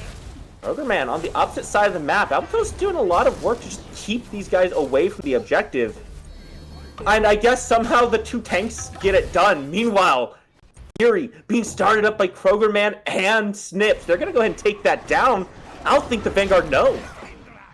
They do not. And actually, there is a point that wasn't in my 30-second speech about how the good things about Kumbhakarna. Kumbhakarna is very good at stalling fights. He has a mez, he has an epic uppercut, he has a root. If you want to do an objective and there's a Kumbhakarna there, he can stall your entire siege or your entire objective shred by about 5 to 10 seconds, depending on DR and whether you have beads or not. It's really annoying. That is something that Kumbhakarna can do well, and he put it on display right there. And hey, you know what? It got his team a Gold Fury and kept the other team from doing the Pyromancer. So shout out to Appletoast and his Kumbhakarna. He did exactly what he was supposed to do. 3v2 here in mid, but man. What, you're not having fun? You're not seeing the benefits of this Kumbhakarna? Oh, wait, what's going on in the back end here? Look at Kuzcode all the way deep down in the depths of the Gold Digger's jungle. Hayabusa still alive, and hey, he walks right into a groggy strike. Fear No Evil catches the jump, and it's enough damage to put him back down. Now Zelda has to pull away. Keep your eyes on these dudes. He blinks forward. He wants to get aggressive. Krogerman very low. Busha also not looking the healthiest, but the ultimate keeps them alive. That means that the Vanguard have to take a step back. This could be another objective for the Gold Diggers. They want to go for it. And instead, they may be looking at this beacon as a higher priority. Shoto already on it. And going out the axe, just checking out where things are. That's going to be rotation. They're going to get that beacon no problem. Yeah, this beacon should go no problem to the Pittsburgh Gold Diggers. I feel like we have talked a lot about Appletoast, and you know what? I'm going to talk about him just a little bit more. He is playing a lot like he's playing Ares. Like, he is just running up. He's the first one into every single fight. He's chasing people down. He's trying to make sure that the backliners can't do anything. I don't know why he didn't pick Ares. I understand his puddles. You can get more away skill with shots. What was that? More skill shots. That sounded like a shot at Appletoast right there. Oh man, Big Bug Banana can be caught out by 4 people and he's going to fall, no worries. 2 ultimates used to try and take him down though. Blink out from Krogerman. Now they could be a lot of trouble. It's 2 people, but Fear No Evil not going to connect on the targets they want there. Cusco can be able to walk out of this no problem, and that means this Pyromancer is still up in the air, still something the Vanguard can look for. This Chalk not being on the board to make any contention, but Cusco being pushed back into a rather dangerous position. Pyromancer gets pulled, Cusco finds a way back out. Still, the Gold Diggers looking for a little bit more. Burger looking to try to get aggressive, but the Vanguards do secure. Pyromancer, up and down goes Shoto. Appletoast gets another kill. That's a 4-0. Kumbhakarna now. He's picking up the kills. Keep your eyes on the left side. Snips split pushing all the while. He turned off the lights. That was his part of the fight. Now he's trying to put some damage out of these structures. I'm speechless right now, Spooky. I'm gonna say, how the hell is Appletoast 4-0? I mean, do you want like the legitimate answer? I know the legitimate answer. Yes. Yeah, he's last hitting. He's ulting people at low health. I'm pretty sure that's the 3rd time he's ulted Shoto when he hasn't needed to. This, I mean, shout out to Appletoast. He's 4-0-3. If he was playing Kumba solo, Busha had those kills. Yeah, I was just about to say, but if Busha would at least 3 of those kills belonged to Busha before Appletoast yeeted them out into the stratosphere. Busha would be 4-1. He would probably be level 18 right now, and he'd have at the very least a tier 2 item more than he has right now. We'll give him credit. It'll be 3-1. One of those was a very necessary ult on Kuzco. Oh no, I'm talking about solely about the ones on Shoto. I'm not including that one on Cusco because that was very well deserved by Appletoast. Yes, that was very well deserved. Oh wait, what's going on back here? Cusco aggressive onto Krogerman, takes the worst end of that fight. Trying to force out the bat out of hell. Doesn't quite find it. Another epic uppercut comes out onto Shoto. It's not going to kill this time. The Big Black Banana has teleported over. So has Izus, but he's been left by himself. Has to immediately go into the Tandava, try to keep himself alive. Gonna go ahead and dance his way back to safety. The disbursement here means the Gold Diggers can move right over to this Oni Fury and start putting some damage out onto it. Big Black Banana playing the wall here, but they're just gonna walk right past him. Gold Diggers secure the Fury. The Storm Call comes down, hits 3 members. Cusco up into the sky looking for Sniff, but he dashes on out. No good targets here. Black Banana is the last one to leave. He's the last one to fall. There's gonna be 1 kill for the Vanguard. They're looking for a little bit more. Kroger Man trying to find a way back out. He's back past his Tier 1 tower. He's gonna be just fine. Vanguard can answer back with this Tier 1. It's a good trade for them. Pittsburgh Gold Diggers not gonna let it go too easily. It's important to note that this is a very squishy Shiva right now. He has 2 damage items, a half tank, half damage item in that Glaciode, and a tier 2 magic defense item. He's not going to be mitigating very much damage. Cusco takes down Majin Busha, and now his Fire Giant's down to 25% health. The only one here is the Kumbhakarna. Can he steal it away? Epic uppercut onto Nemesis. He's looking for the steal, not going to be able to get it. And now Appletoast might pay with his life. He's actually not going to. It says Cusco that falls.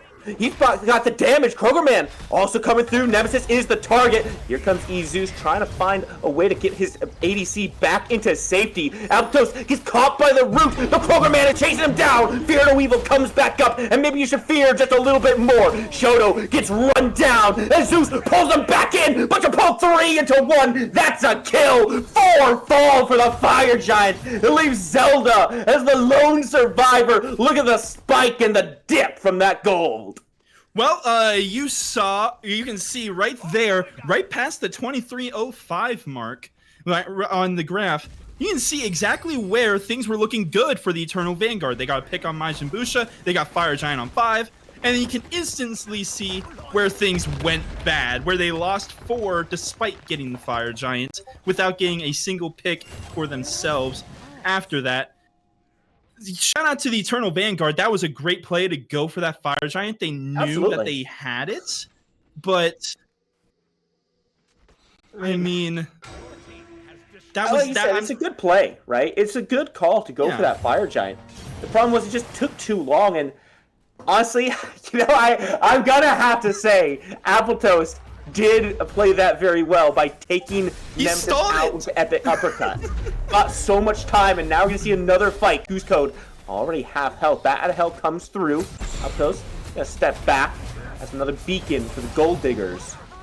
And what could have been the turnaround point for the Vanguard has now become the Gold Diggers' rallying point. 2-man groggy strike. Storm Call is 5! But where's the follow-up? Is it there? Appletoast knocks one up, brings him back down, and Shoto again, no surprise there. Zelda has to find his way back out as Izus dances forward, trying to find a little bit more damage, but what are they going to do with it? Fear No Evil catches Cusco, and he jumps straight into it! Zelda has to find a way out, but Kroger Man wants to take him to the store, put him in a bag, and walk him back out. Puts one more down. A blink forward from Izus takes Majin Busha out. But are you gonna pay with your life, my friend? You're real low. The Mez comes through, pull, and he goes back down. A triple kill for the Monkey Man himself. Shoto has to find a way back down, but Banana goes right past him. Okay, congratulations.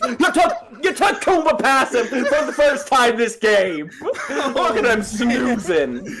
Shoto gets out as well. You know what, Spooky? I'm a believer now. I'm going to get a tattoo of Kumbhakarna. That was a fantastic play. No, I'm not really. Do that? Not really, but that was some fantastic play from Appletoast right there. A 5-man Mez into a 5-man Storm Call.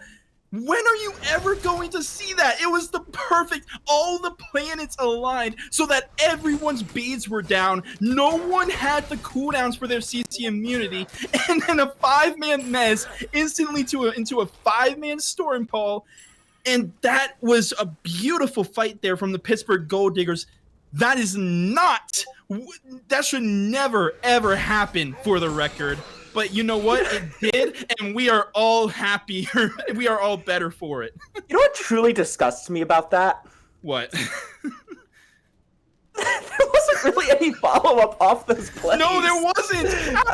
Vanguard decided to take the fight afterwards and lost it, and now they've lost Nemesis as well. The lights get turned out. Gold Diggers now pull back after firmly taking control of this game. Reins are in their hand. Primal Fury gonna get dropped no problem. And the only reason this Primal Fury is going down is because the Fire Giant hasn't respawned just yet. 5 strong. The Gold Diggers move to the left side of this map. That tier 2, a breath will knock it down. A single breadstick smacks it and it drops. This could be a Phoenix Age so early. No Fire Giant. But look where the Vanguard are. They're not in position. They've got a bomb to do the damage. Teleport comes through. Jesus is here. That's a lot of damage onto this Phoenix. Can they take it down? Doesn't look like it. But Majapusha will take down Zelda. Jesus answers back with a shutdown onto the jungler. Fear no evil, not going to be in this fight. Zeus Code looking to swoop down on some targets. Majin's very low and he finally goes down. It's a double kill for the solo laner from the Vanguard. Groggy Strike doesn't connect to the Cusco. Simply jumps through that one. And Shoto and Izus now looking to collapse. Cusco finds a great flank into this one. And the Pittsburgh Gold Diggers have dug too far. And they found themselves digging their own graves. Big Black Banana goes down. It's 2 for Cusco. And the Fire Giant back on the board.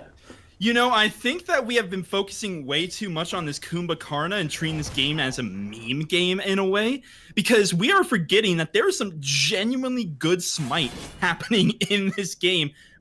For example, the defense there on that Phoenix, yes, the Pittsburgh Gold Diggers, they got a little too ambitious. They pushed up just a little too far, but the Eternal Vanguard played that perfectly. Yes, exactly. But the Eternal Vanguard played that perfectly. They perfectly punished the members of the Eternal Vanguard, and now they have the advantage around this Fire Giant. The Fire Giant's going down very quickly, all the way already down to 75% health. The only people here are Appletoast and Krogerman, and Krogerman is actually going in on Cusco. Yeah, Cusco very low already. Bad Hell has been used. Epic Uppercut takes him out of the fight. What was that damage? You missed the throwback. But now Krogerman has found his way in. He's dropped the Fear No Evil just in time. It gives the rest of his team a chance to get in. Martian Booster is here, and he's still the Williams Fire Giant. He got it for his team. That had to have been the ultimate that stole that, because I saw him channeling it. That had to have been a tick from the ultimate, which only does 80 to 90 damage a tick because it ticks so quickly. How did he? I am floored that he stole that, Spooky. I cannot believe that Fire Giant got stolen. The Krogerman, the Fear No Evil, startled the Fire Giant burnout just enough to allow the rest of his team to get in there. Appletoast keeping Cusco away from the rest of his team, allowing Big Back Banana and Majin to get into that Fire Giant pit, and now 4 members of the Pittsburgh Gold Diggers have the Fire Giant belt wrapped around them. I don't know how that happened, but I am in awe, Spooky. That the Pittsburgh Gold Diggers, the fact that they got that Fire Giant immediately turns what was looking like a very even game, let's be honest. Even despite the gold, it was looking like it could still go either way. The Pittsburgh Gold Diggers immediately turned it back in their favor and reminded us how game number 1 wins. Let's be honest here, right? You've touched on how they got that Fire Giant already. You did it earlier in this game. And as much as we memed on him, as much as we've kind of given him a little bit of crap for picking the Kumbhakarna, Appletoast zoning out Cusco and buying so much time is why they got that. And now Zelda gets left in the dirt, put in the dirt. One less defender. Now, Pittsburgh Gold Diggers, they were pushed away from this Phoenix one time already. Not again. This time, they want to see it burn. They're going to be grouping up 5 strong. Appletoast, a little far behind right now, but he's coming on his way. Appletoast has rejoined his team, but look at the flank Kuzcode has. He could go in at any time. That bat out of hell could be causing a lot of issues, but if you look at the build from Majin, he does have that sovereignty, and in goes Krogerman. The Knights comes through with the Fear No Evil. The bird goes down. Here comes Kuzcode looking for a way to turn this around, but he's already so low. The bat out of hell is used defensively. Snips dangerously as well. Zeus trying to push him out, but he's not able to land the damage. Appletoast actually knocks one up, but there's no follow-up on it. That was Nemesis. They could have killed him. Well, RO Nemesis used the Aegis there to immune any damage that epic uppercut could have had, but the Pittsburgh Gold Diggers, they got exactly what they wanted. They got the left Phoenix, they lost no one, and now they're going to get this Oni Fury, which means Oni Fireman is pushing up that left side, and now with about a minute, probably a minute and a half left on this Fire Giant, the Pittsburgh Gold Diggers can do whatever they want. They can go for another Phoenix if they want, or they can set up for perfect position with the next Fire Giant. I think it might be a little bit too early to be thinking about that. Probably a Phoenix is going to be the call, but still, Pittsburgh Gold Diggers, Zelda pushed up a little bit too far, and that is what a lot of the mistakes were in game number 1. The Eternal Vanguard would lose someone, it'd be a 5v4, and they would lose an objective or lose an entire fight because of it. It just happened again there, and it kind of shows that some habits die hard, right there, stepping up just a little bit too far. And now Kuzcode could be a victim of it himself. Goodbye. He's gone. He's dead. That's all I have to say about that. Got a trade though.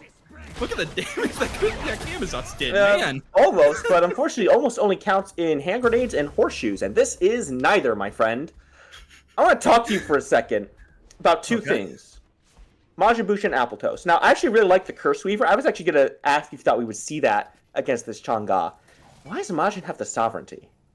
To survive. You saw how much damage that Camazotz just did to Krogerman? Yeah, that's also a pretty much full damage. I'm going to say half damage Shiva. He has 2 damage items plus a Glad Shield plus a Bluestone. Yeah, Majin's going to struggle to survive because he has a Kumba as a support. That's his way of surviving. 2 blinks forward. Nemesis already low, but he just barely survives. Not a lot of value off of those ultimates, and Zelda turns it around. Krogerman goes down, but Zelda getting pushed out. The Sprute comes through, keeps himself alive. Big Black Banan still steps forward, and the Phoenix goes down in the blink of an eye. Fire Giant no longer around the Pittsburgh Gold Diggers. That's going to be coming up very soon, though. You can see exactly where they're heading. Krogerman may have fallen. That does not mean their spirits are dampened. Vanguard do have a chance here, though, Raptor. They've got 5 strong. Down 2 Phoenixes. This is an EFG we're looking at. Oh, it absolutely is, and this is going to be critical as the EFG pops up out of the ground. While we're on the topic of builds real quick, okay, well, never mind. Appletoast is not going to give us that option. Is the 5-0 Kumba finally going to get shut down? The answer is no, yes, maybe. He's going to be set into his passive almost certainly, and there he goes. Snips is going to fall. Snips falls down. That's massive. They're just going to leave Apple in this passive for a hot minute. Mez comes through. He's going to get back up. He's going to get shot right back down. Now, Goosecode look to dive onto Bushan. You can already see the value of the sovereignty. Barely does any damage. And look at the turnaround coming through. Has to burn the Aegis, though, because Zelda's waiting right around the corner. What happened to him? A double kill for the Chang'e. This is looking like a disaster. Kuzco turns around on Krogerman, and Big Black Banan cannot survive this onslaught. 1v5. They're going to put him down. That's be the game, but keep your eyes on the base as well. Someone has to go back and defend against these waves of fire minions. Do they? They're not going to. I don't know if this is game. There are 2 towers still up. That Titan is going to be extremely tanky for the Pittsburgh Gold Diggers. They're going to try 10 seconds on Snips. Into the Titan room they go. 2 waves are on the Vanguard's Titan, but look how fast it's melting down. They're going to get it. They're going to get the game. Snips can't defend. The Darkest of Nights does no damage. It has no CC, and the Vanguard stand eternal. Wow, Spooky. I cannot believe that is how that game ended. What? Man, I'm at a loss for words right now. I don't even know what to analyze. In that final fight, the Pittsburgh Gold Diggers, they pulled the greatest sin that Eternal Vanguard had pulled time and time and time again.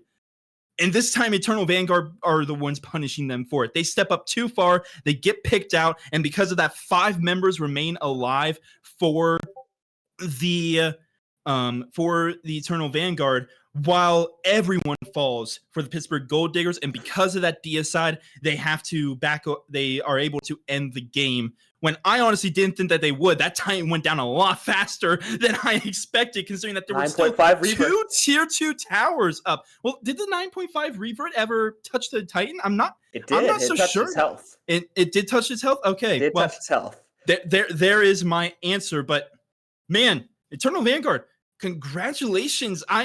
I'm not going to lie to you. It looked very hairy there for a lot of that game for Eternal Vanguard, but they are able to turn around. And Spooky, we are going to a game number 3. We're going to a game 3, and I'm gonna be very honest. I think I see where the biggest problem was in that last fight. It was the fact that we saw 2 blinks forward, Big Black Banana and Kroger Man. 2 ultimates dropped off those blinks. They didn't hit anyone. They didn't hit anyone, Raptor. The Fear No Evil didn't find any value. The Storm Call didn't find any value. And as a result, there was practically no health trade for the Vanguard. So sure, they lost their Phoenix, but they were able to step up immediately afterwards. And honestly, the Gold Diggers' retreat was not synchronized. It was spread out. They were all over the jungle. They have to leave together if they want to get out of those situations, and maybe also not take 3 kills away from your mid laner at the start of the game. But nonetheless, that takes us to a game number 3. Raptor 2 is wrapped up, and right after the break, we're going to catch you back here. Don't be late.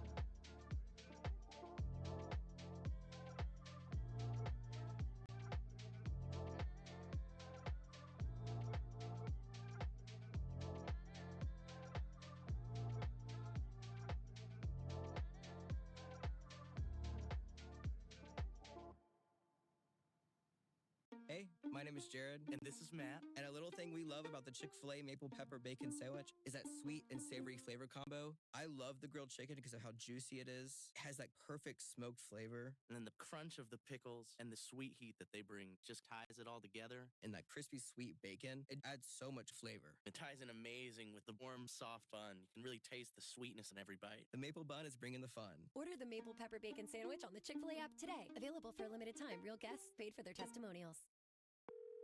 Thanks for calling Discover. This is Diego. Hi, Diego. It's Jennifer Coolidge. I just want to say your cashback match makes me feel so special. It really inspired me. That's great. Doubling the cashback you've earned at the end of your first year is what we do. Well, I'm doubling everything now. Double dating, double dipping, double feature, double header, double whammy. Basically double or nothing. You earn, we match. Discover Cashback Match. See terms at discover.com/creditcard. July 4th doorbusters are happening now at Lowe's. For a limited time only, save $70 on a Charbroil 4-burner Performance Series gas grill. Was $249, now $179. And get 50% off Harbor Breeze 48-foot LED outdoor string lights to brighten up your patio for summer. Shop these deals before they're gone, because Lowe's knows savings. Lowe's knows home improvement. Offers valid through 7/1. Selection varies by location, while supplies last.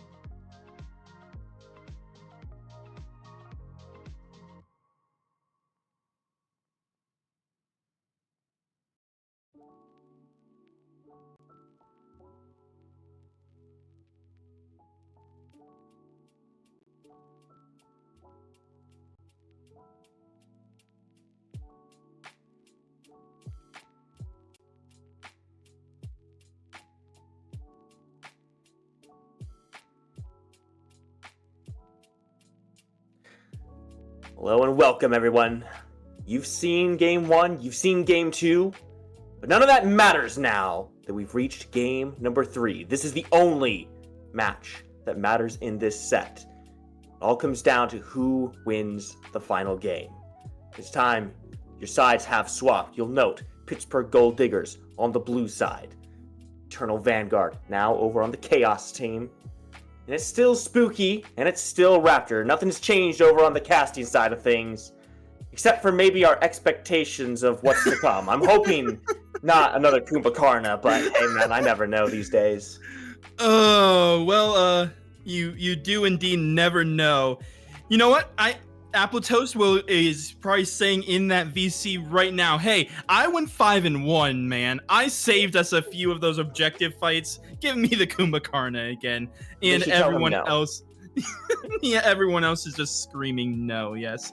Well, bans are exactly the same as they were in game number 2. The only difference is that now Eternal Vanguard, who had Zelda on that Chang'e, are now the ones banning it out, which means that once again, we are going to see snips on this Xbalanque, which is immediately answered by Ganesh. That is very interesting. Ganesh is never necessarily bad, but picking Ganesh up this early is something that we don't see very often in this current meta. The elephant does elephant things. He ohms you, he knocks you up, and then he puts down a darn pillars that if you stand in it, it will one-shot you whether you're a tank or not.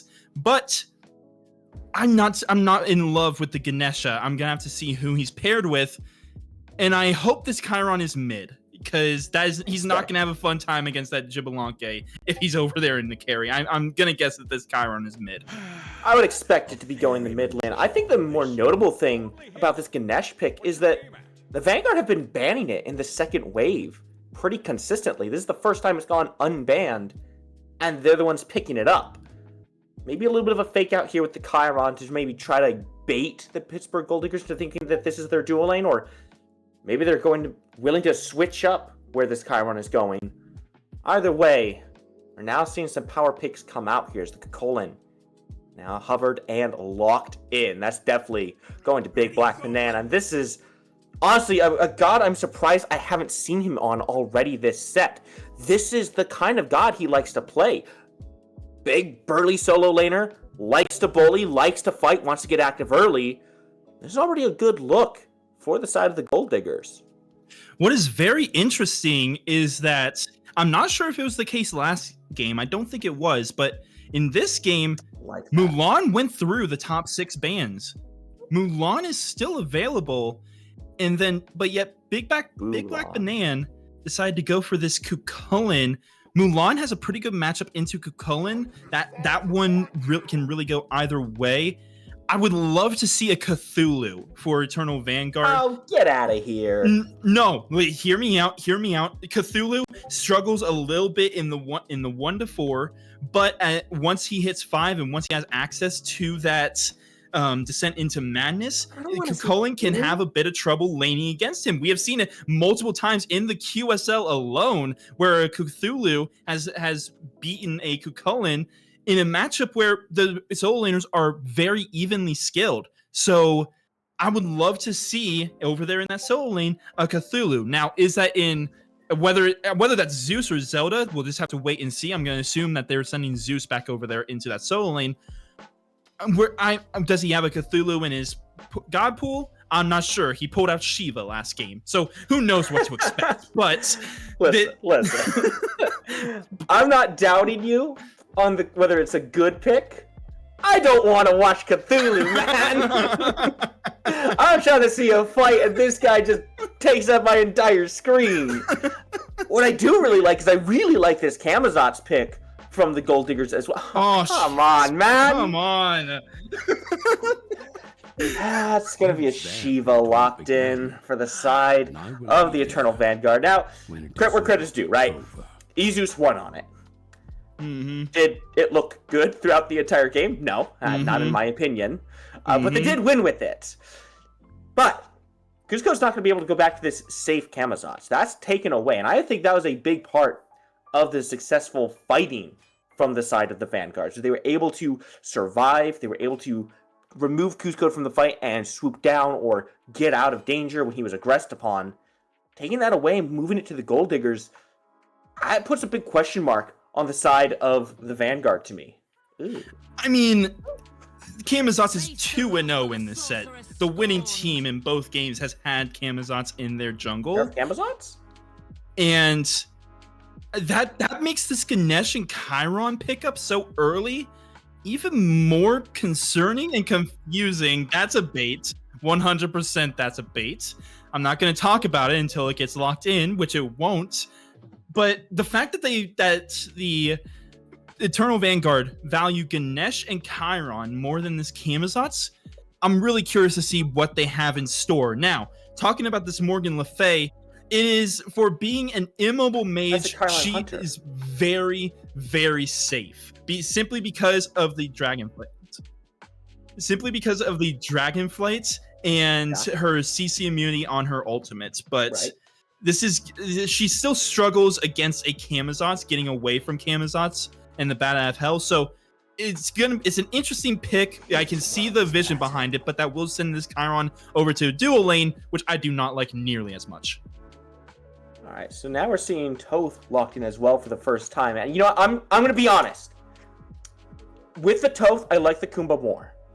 Yes, I agree. Payoff for the setup. From the Epic Uppercut, from the Groggy Strike, from the Mez. There's something you can actually do with it, and now it's switched to Kuzenbo, so... And now we look like an idiot for actually hyping up the Kumba Karna after... Bro, it's like an actual, like, good time for it, and... I mean, the Kuzenbo is just better. Like, I'm not gonna lie. Is it better into the Chiron? I don't know, there's a lot of ability-based damage here. Whereas the Reflective Thorn's gonna do that much? Is the displacement gonna be reliable? It can be. There's not a whole lot of... Well, actually, no. Giddy Up makes him knock up immune. So he won't be able to knock up the Chiron as long as he is on top of paying attention to the Watery Grave. Morgan Le Fay has plenty of ways to escape the Watery Grave. Ganesh doesn't really care if he's getting knocked up by the Watery Grave. I mean, the Kuzenbo... He's aggressive, which is exactly what we wanted to see. Is exactly what Apple Toast wanted to be doing on that Kuzenbo. Remember, I said he's playing a lot like he's playing Ares. Well, Kuzenbo plays that Ares-like playstyle better than the Kumba Karna does, and I'd say goes. Yes, exactly. Thank you, Spooky. You're welcome. I'm gonna use that someday. Thank you. No problem. That's what I'm here for.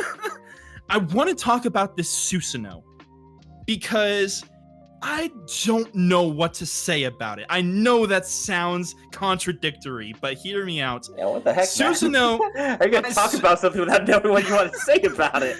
Susanoo is a very... I don't want to call it a niche pick, but right now, as good as ability assassins are, he isn't up there with the ones I'd be considering picking right now. Thor is still on the board. Ratatasker even is still on the board. Ravana, who I would put in the top 5 junglers right now, is still on the board. And yet he went with Susanoo. This has to be a comfort pick for Kuzcode, which, knowing Kuzcode, I would not be surprised if it was. I just don't know how I feel about it. He's not going to be able to keep up with this Camazotz in the jungle. He's going to need to scale, which he also, the Chiron and Morgan Le Fay want to do. So the Eternal Vanguard are basically giving up free pressure in the early game to the Pittsburgh Gold Diggers. And, I mean, Susanoo's good in the Thoth. That is a very good counter matchup. Yeah. But with a Kuzenbo backing up the Thoth, I do not like the Susanoo, if I'm going to be honest. It's going to be a tricky situation to navigate, I think. Now, if Kuzcode is able to, get online and get like a Magi's Blessing in there, it increases survivability a lot, gives him some more opportunities, but that's also a later game item. It's not something you're picking up first, second, third slot, because that's just going to sacrifice too much damage output.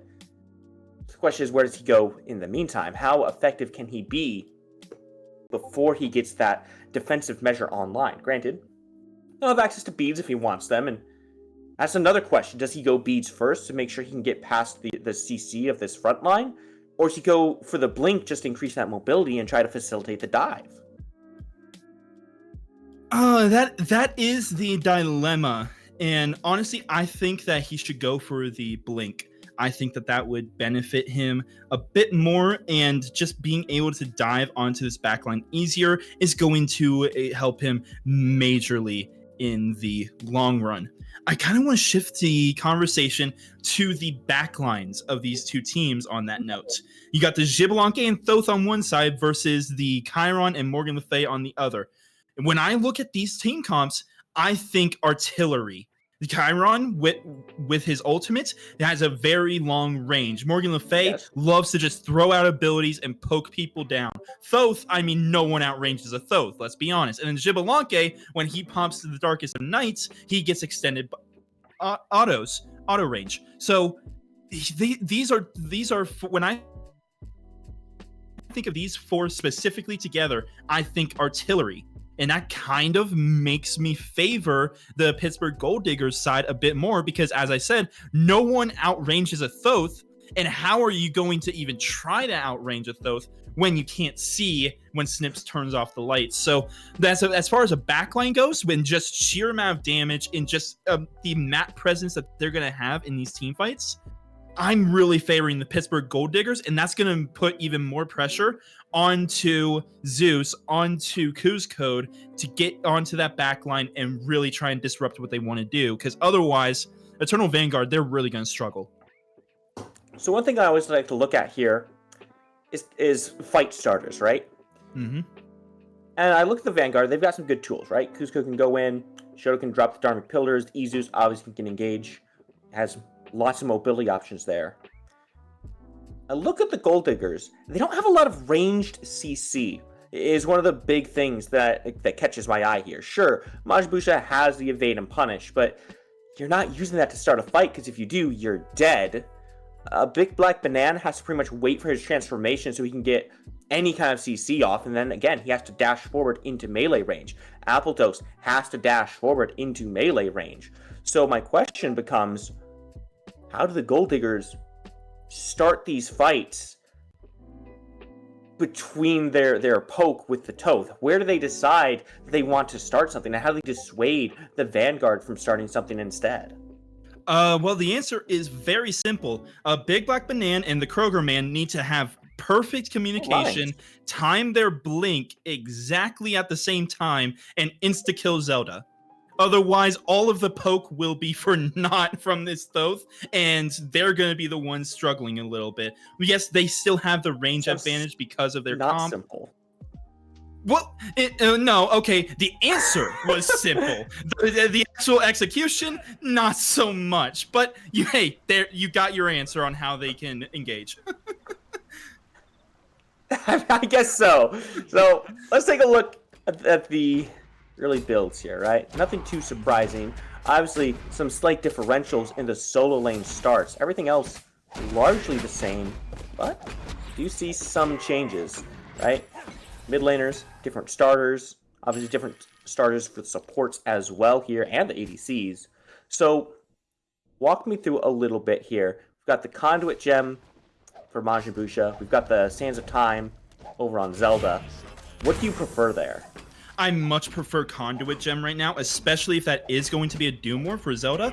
I much prefer the Conduit Gem. Sands of Time early on just gives up a bit too much early damage and wave clear, and that could really hurt Zelda at, coming into the mid game and these mid game 2v2, 3v3 fights.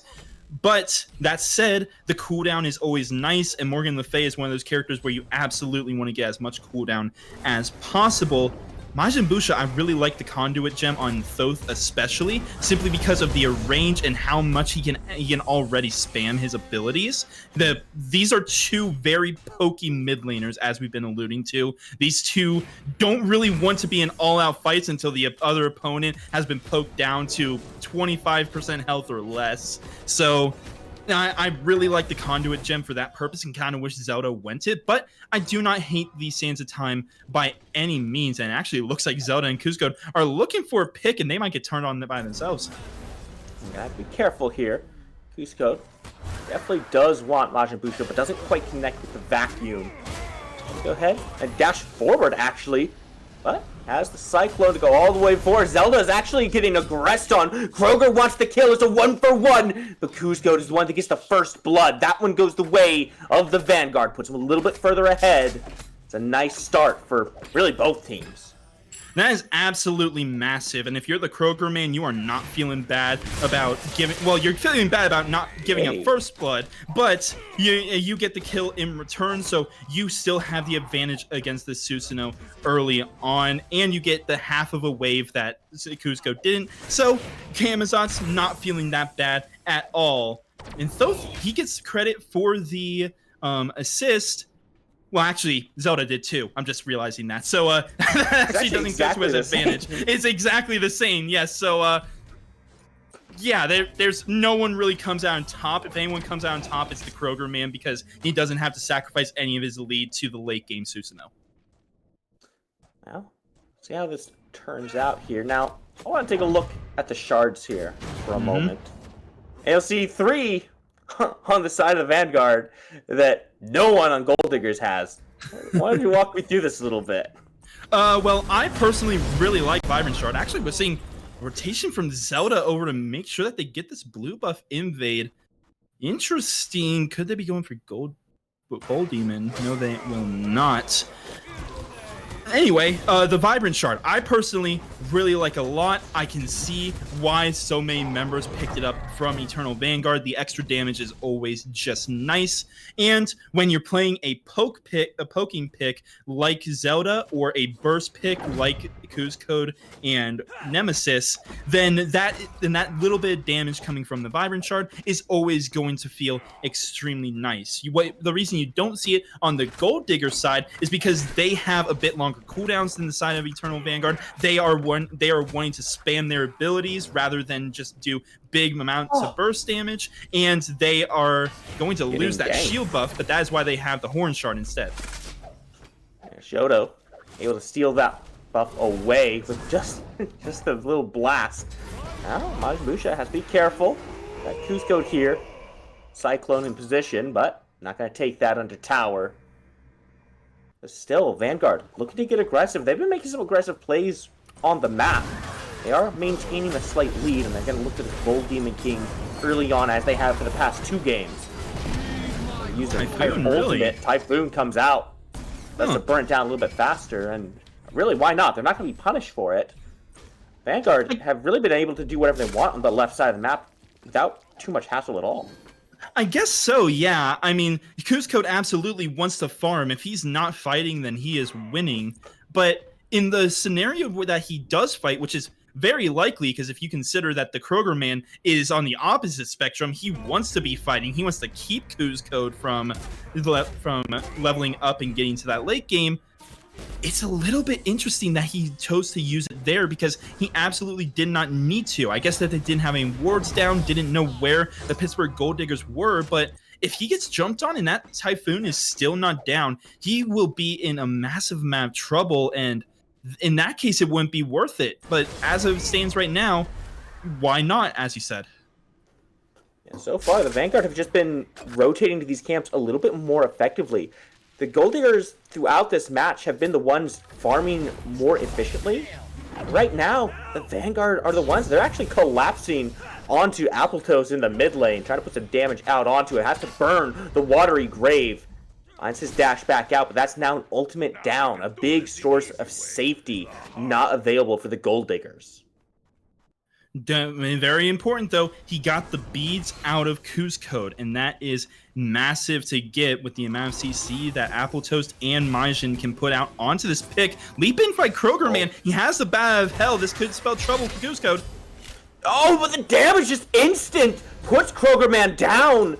Should have been a little bit more willing to pop that button.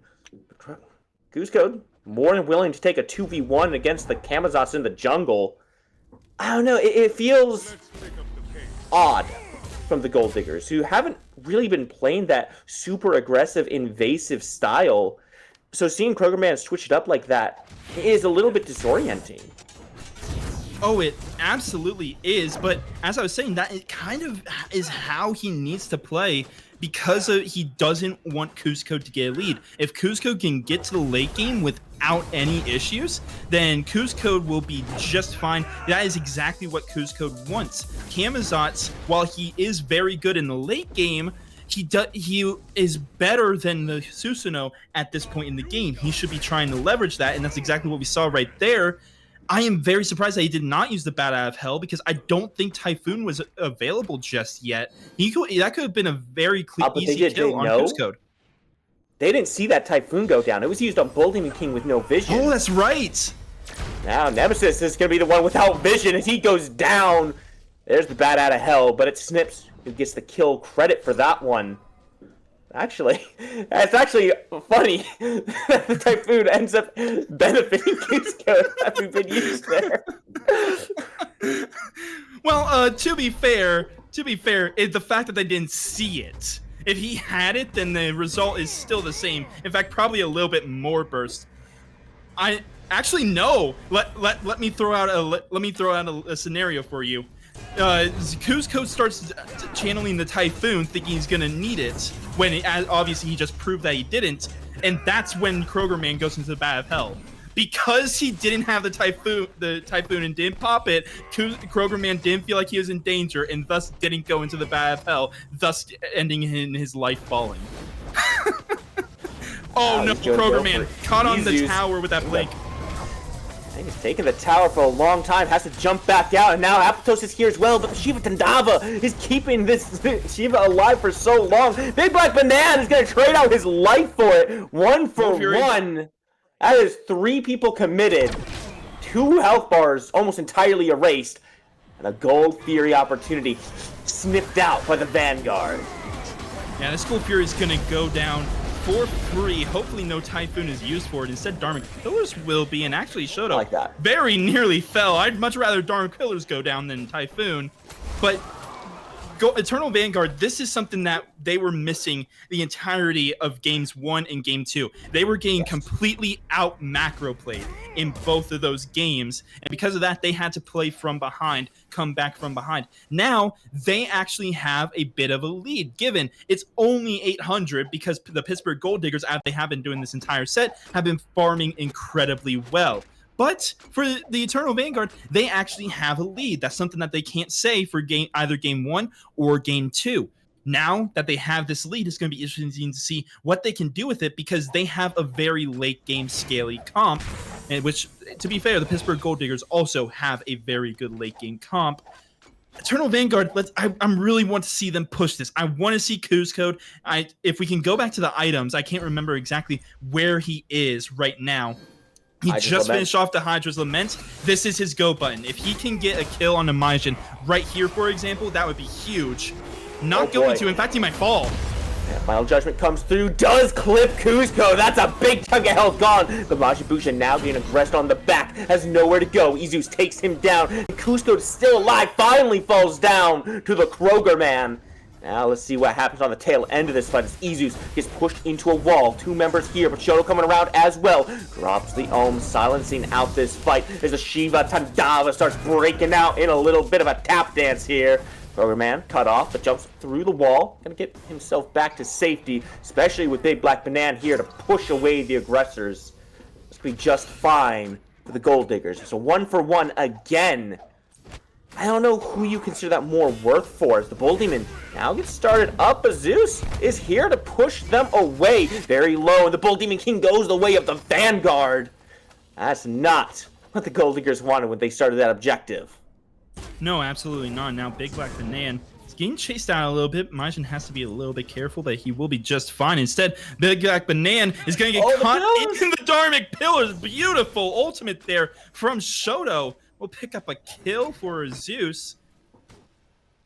But going back to that fight, you said you didn't know who it was favoring, and I'm gonna treat this as if Big Black Banana did not just go down, because that makes the answer very obvious. That would have very much favored the Pittsburgh Gold Diggers because they got the kill onto Cusco, who is the big problem right now. And even though, yes, Majin fell to Zeus, not Zelda, which is very important, and Majin still has that half-level lead, which Kroger Man, because he got that kill onto Cusco, now has a half-a-level lead himself. So that absolutely balances out in favor of the Pittsburgh Gold Diggers. That was until Big Black Banana fell, the Bull Demon got stolen, and now it is about 1,500 gold lead in favor of the Eternal Vanguard, and Zeus is now 2 levels up. That was a fantastic fight by the Pittsburgh Gold Diggers until they overextended just a little bit, and Big Black Banana paid the price. Yeah, this now begs the question of how do the Gold Diggers play while behind? Because that's not something we've seen from them at all this set, No, right? not. They've been the ones in the driver's seat. They've been the ones with the lead. Now, as small as it is, the Vanguard are the ones who have pulled ahead in this, and they're the ones that are starting most of these fights. They're the ones making the calls to go to these map objectives. And we did see the Gold Diggers try to do that, but they got answered. Zelda burns the bees, trying to get back to safety. Half health gone. That should be a signal for the rest of the Gold Diggers to maybe start making a play around this mid lane. Big Black Banana is gonna get ganked here. Kuzco. Now, oh no! The dash missed, and then because of that, Big Black Banana, he has to use the ultimate, but he's just fine with that. He is going to survive. Unfortunate play there from Kuzco, though. And he might get caught out now. Majin Busha might be the first one to run into him. Here comes the Kroger man, seeing what they can pull out. Lots of damage coming through. Kuzco very low, burns the beast. Typhoon does not stop the bat out of hell. He just needs a little bit more damage. He misses both, but Big Black Banana is right there to put him down. Izu's being pushed back in as now Zelda makes the rotation. Big Black is so low, he's going to get burned away. The Dharmic Pillars get dropped, locking Apple Coast into position. That's not the one they really want to target. Zelda might be getting looked at by Snips and Majin Busha here as well, but the shell comes out, gets Zelda back to safety. Cooldown buff, going to be looked at. Not a whole lot else on this side of the map they can really go for. Might look for a little bit of pressure on this tower, but that's about it. Well, I was just about to ask production to hover over the tier 2 item that Apple Toast had, but he bought the tier 3, so I don't have to do that. That is a Glad Shield on the supports of the Pittsburgh Gold Diggers. He's actively going to be trying to steal kills now. That confirms it. If it was an accident, if he just wasn't thinking in game number 1, no, this is intentional kill stealing in game number 2. Tower dive actually by Zeus with a Kuzumbo behind him. That is a very risky play. He's going to be fine, though. Or he should be, at least. Meanwhile, Primal Fury taken by Eternal Vanguard. Fantastic play there by Eternal Vanguard, and questionable map play by Pittsburgh Gold Diggers. I feel like that's the first time I said that all set. Oh, no. Oh, no. Okay, no, he's fine. Just in time is Apple Toast to take the aggro for that one. Great play, though, from Vanguard. Great call from Izus to step forward and pressure Majin Busha. All he had to do was just say, hey, buddy, I'm here. I can threaten you. Kuzco dies. But it brought so much attention from the Gold Diggers away from the left side of the map over to the right. It just made a completely free play, and now Nemesis might be dying as well. No, you can't jump that way! Nemesis, though, does dash under tower. Here comes the bat out of hell, but Aegis comes out. Can you fight a little bit more? Not gonna find an ultimate. And Kroger Man finds a 2 for 0 there. That's what you want to see from the jungler. I can understand why he didn't go into the Centaurus. He felt like if he did, he had no chance of killing the Kroger Man. I might disagree, but hey, that had to have been the only reason he didn't go into the Centaurus there. And his best option was to try and dodge. The Kroger Man, though, I mean, this Camazotz is just going to become more and more of a menace. He's already 4-1. We've already seen through 2 games in this set what a Camazotz can do. The fact that he wasn't banned out is kind of surprising to me, because this god has been absolutely crazy in what he's been able to do throughout this game. And he might even become 5-1 now, as there's a 3-man gank in right. Yeah, they really just hate this Shiva, apparently. Good pull, pulls them away from the tower. Shiva Thundava comes through, buys time for Kuzco to get in. Big Black Banana is buying some space, but not enough. Kuzco cuts through. The Typhoon helps put the Kroger Man down. They answer back. Kroger Man's still a level up, but that shutdown is massive for Kuzco.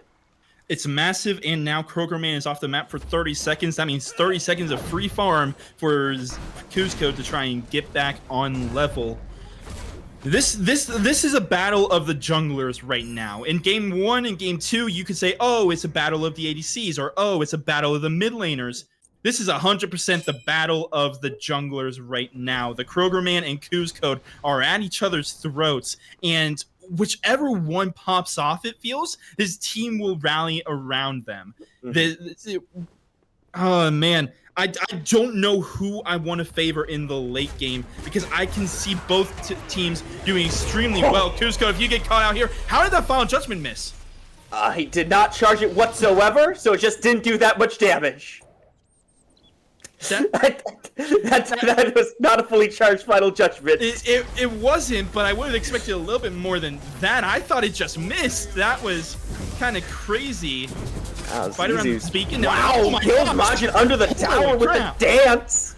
Buying so much space. Meanwhile, Big Black Banana all the way forward. Kroger Man comes up as well, but the silence is putting some work out. Looking for Zelda, does find him, jumps back out, but the Typhoon comes through. Beads are good. Kroger Man doesn't have any help from his team, though. The slow comes through. Snips puts Izu's down, and that frees up Black Banana, but it's too little, too late. The dot is enough. Nemesis standing strong, pushes Snips away. Big Black Banana still half health right now. They cannot push into this. Losing Majin so early in this fight, critical error.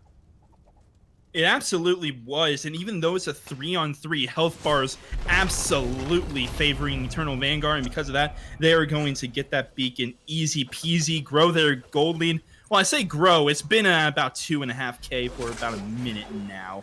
And actually, is that a successful invade? It was, but now Kuzco is dashed into the yellow buff pit. Snips just needs a rising Jaguar. Great blink will actually save his life. Oh man, don't keep chasing this. Don't keep chasing this. You got to back off. I'm gonna be honest with you. Kuzco did not deserve to live there. No, he did not. Couple missed basics though is gonna let him go away. Just enough space to get out with his life by the skin of his teeth. But sometimes you miss those. That's what happens, you know? You can't hit every single basic. And it feels bad, but that's just reality. You speaking from experience? Oh, I don't hit any basics. What are you talking about? I know, that's the whole reason I called you out on like that. Like, it ain't every basic. It's you don't hit a basic. If you see me queue up Hunter, you're better off just dodging the game, buddy. Oh, man. Well, let's talk a little bit about game state. Once again, 3K is the goal lead for Eternal Vanguard. And if you look at the levels, it is not pretty for the Pittsburgh Gold Diggers. They are behind everywhere. The only place where they're actually even... Well, actually, no, there's two places where they're even, and that's the back line. That is the place where I said the Pittsburgh Gold Diggers and had the advantage. So... going into this late game, those two players, the Majin Bushin and Snips, are really going to have to pop off and play to their characters' strengths because the rest of the team, they're going to struggle to even survive, with the exception of Kroger Man, because the Bat Out of Hell is just a really good ultimate, let's be honest. Very strong ultimate now. A little bit of pressure on this mid lane, going to be going down no problem. Meanwhile, like you said, Kroger Man just chasing Kuzco around here. Has to be very careful. Needs to get up into the Bat Out of Hell. Does get there in time. Barely hangs on to his life. Trades out. Ultimate for ultimate. He gets the beads off of Kuzco as well. But look at this. Once again, the Fury being started up by the Vanguard. This time, the Gold Diggers, they're here in position. Big Black Banana leading the charge. Zelda, the terrible spot, goes down instantly. But now, the Gold Diggers might be looking a little bit too far forward. Here it comes. Two members, Kuzco and Izus, both very low. Blink forward, looks for the pole. Watery Grave answers, and Majin Bushin goes down in a heartbeat. Snips returns the favor. Now Kuzco still alive. Kroger Man, he wants to take this fight once again, but the blink comes through. Kroger Man has no way to close this gap, but the slow comes out from Apple Toast. They might do it just yet. No, they go. No, he's got way too much mobility. Should have gone for the Fury, man. They should have. Kill Shoto. Susanoo is about as slippery, possibly even slipperier, if that's a word, than Cirquette. It's not a word? Well, I'm going to make it a word. Merriam-Webster, make it a word. Yeah, I made it a law right here, right now. I mean, you can't argue with that. You made it a law. Cirquette and Susanoo are the two most slippery gods in the game, or at the very least assassins in the game. They are very hard to track down, and that was on showcase I don't like this. Right there. Only Fury being pulled to the flank is back no on. Mana. The flank is back on. No mana from Appletoast. Typhoon comes coming through. Not enough to steal the Pittsburgh pick it up. Oh, but Appletoast is going to fall. Wait, what? He's alive? And Zelda goes down instead? Shiva Tadava trying to chase one down. Kroger Man somehow still alive. He gets the heal off. Appletoast with no health and no mana gets the kill. Izus dives under the tower for Snip to separate from his team. But man, I think that actually was the right call for Snip because it keeps everyone else alive. It gets the kill to Cusco. It's a 2-for-1 and a Fury to the Gold Diggers. I respect Izus for ensuring that Snips is pushed out of the fight and even gets the kill there. But if he goes left, if he was at a crossroads and he went left and chased down Appletoast rather than going right and chasing down Snips, he kills Appletoast, he kills the Kroger Man, probably kills Majin as well, and saves Cusco. You get the kill on Snips, but that was probably the worst decision you could have made other than just not chasing anyone at all. So he got the kill, yes, but the fight still very much goes in favor of the Pittsburgh Gold Diggers. You're fine giving up Snips right there. He's already level 20. He's already has most of his key items online. You are just fine giving him up for getting 2 kills and the Oni Fury and the Pyromancer, and now they might get the Beacon as well. Yeah, they're looking for the fight. Busha getting blinked on once again, has to constantly be aware of this Shiva. Now the pullback from the Gold Diggers. They're looking to try to punish Izus. Pokemon up into the air, looking for just a little bit more damage onto Cusco. Doesn't quite find it. It's a very separated fight. Big Black Banana still pushing forward. These health bars not looking the best. Busha very low, but still holding on to the final judgment. Both frontliners about half health. Oh, that one connects. Finally sent out, hits our own Nemesis down below half health, but no one else, and the fight continues on into the beacon. Zelda actually hits Majin Busha. It's a double kill for his troubles.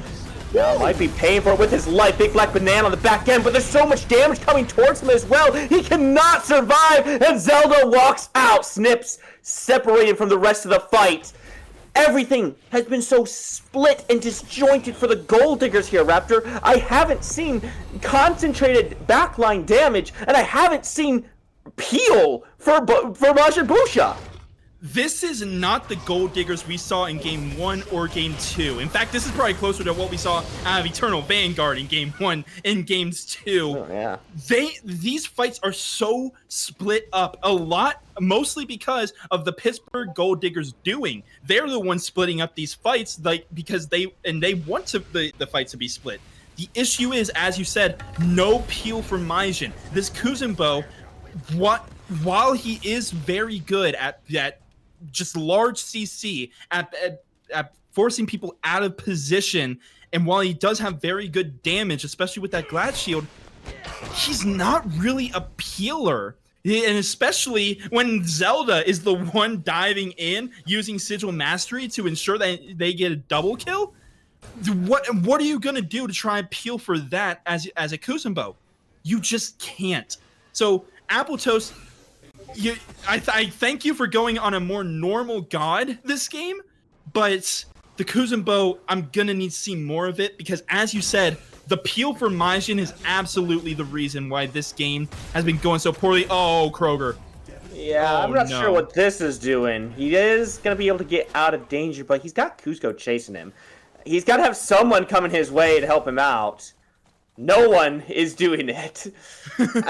I'm surprised because there's a Primal Fury up. This should absolutely be a moment where the Gold Diggers are trying to rally around this left side. If they're not careful, they'll get caught in mid lane here. Look at Cusco pathing over towards Appletoast. Does end up getting caught, doesn't get to the back line. I'm being honest, Raptor. I don't think the pick is the reason Busha isn't getting peel. I think they're just not paying attention to these flanks that are happening. Cusco takes a lot of damage there, but it's not enough to kill him. Finally, we get some done. But now the evade and punish doesn't connect, and Izus is once again on top of Busha. The Aegis comes through, the shell comes through, but it's still just not enough, too far away. They will punish it. Snips puts the Shiva back down in the dirt, and this fight finally goes the way of the Gold Diggers. 3 for 1. Busha will take that every time. Oh, absolutely. And I'm going to... I am going to admit, maybe I was a little bit too hard on Apple Toast. Kuzenbo does do plenty of things right, does have plenty of peel, and the displacement with the sumo slam, as you just saw right there, getting Snips the kill, it can do plenty.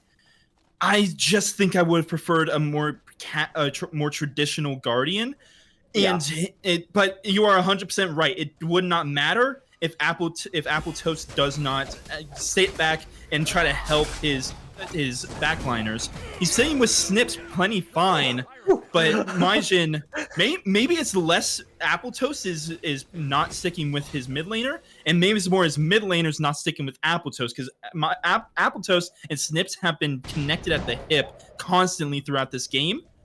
I'm gonna say maybe Majin just needs to play a little bit closer to his team, or those two need to stop stepping up so far and playing the playstyle that honestly you want to see a Kuzenbo and X-Ball play, which is pretty in your face, and sit back with Majin and help him peel. Then after the dive has been dealt with, then play the artillery style or play the dive style that those two want to play. First off, I think that last death was Majin Busha being too far away. He evaded away from his team and allowed Izus to kind of flank him, cut him off. But it feels like Diggers as a whole could just be playing this a little bit more patiently, right? They have this artillery maze where they can just be poking out damage before they make these full commitments. But it feels like they're stepping up and trying to look for the full-on fight before they let this Toth really do the range damage. Now a map split here.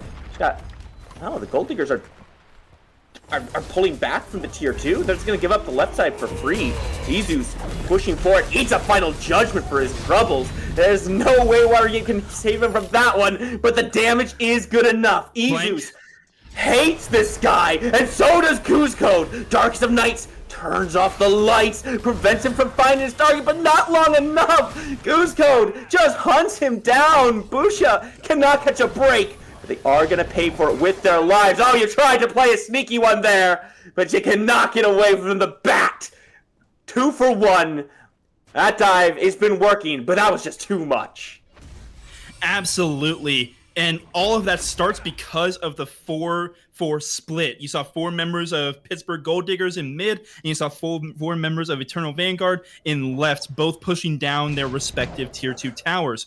The big difference was Snips had gone back to base, and because he was in left. Meanwhile, Eternal Vanguard, they had Nemesis with them. They had the Tower Shredder with them.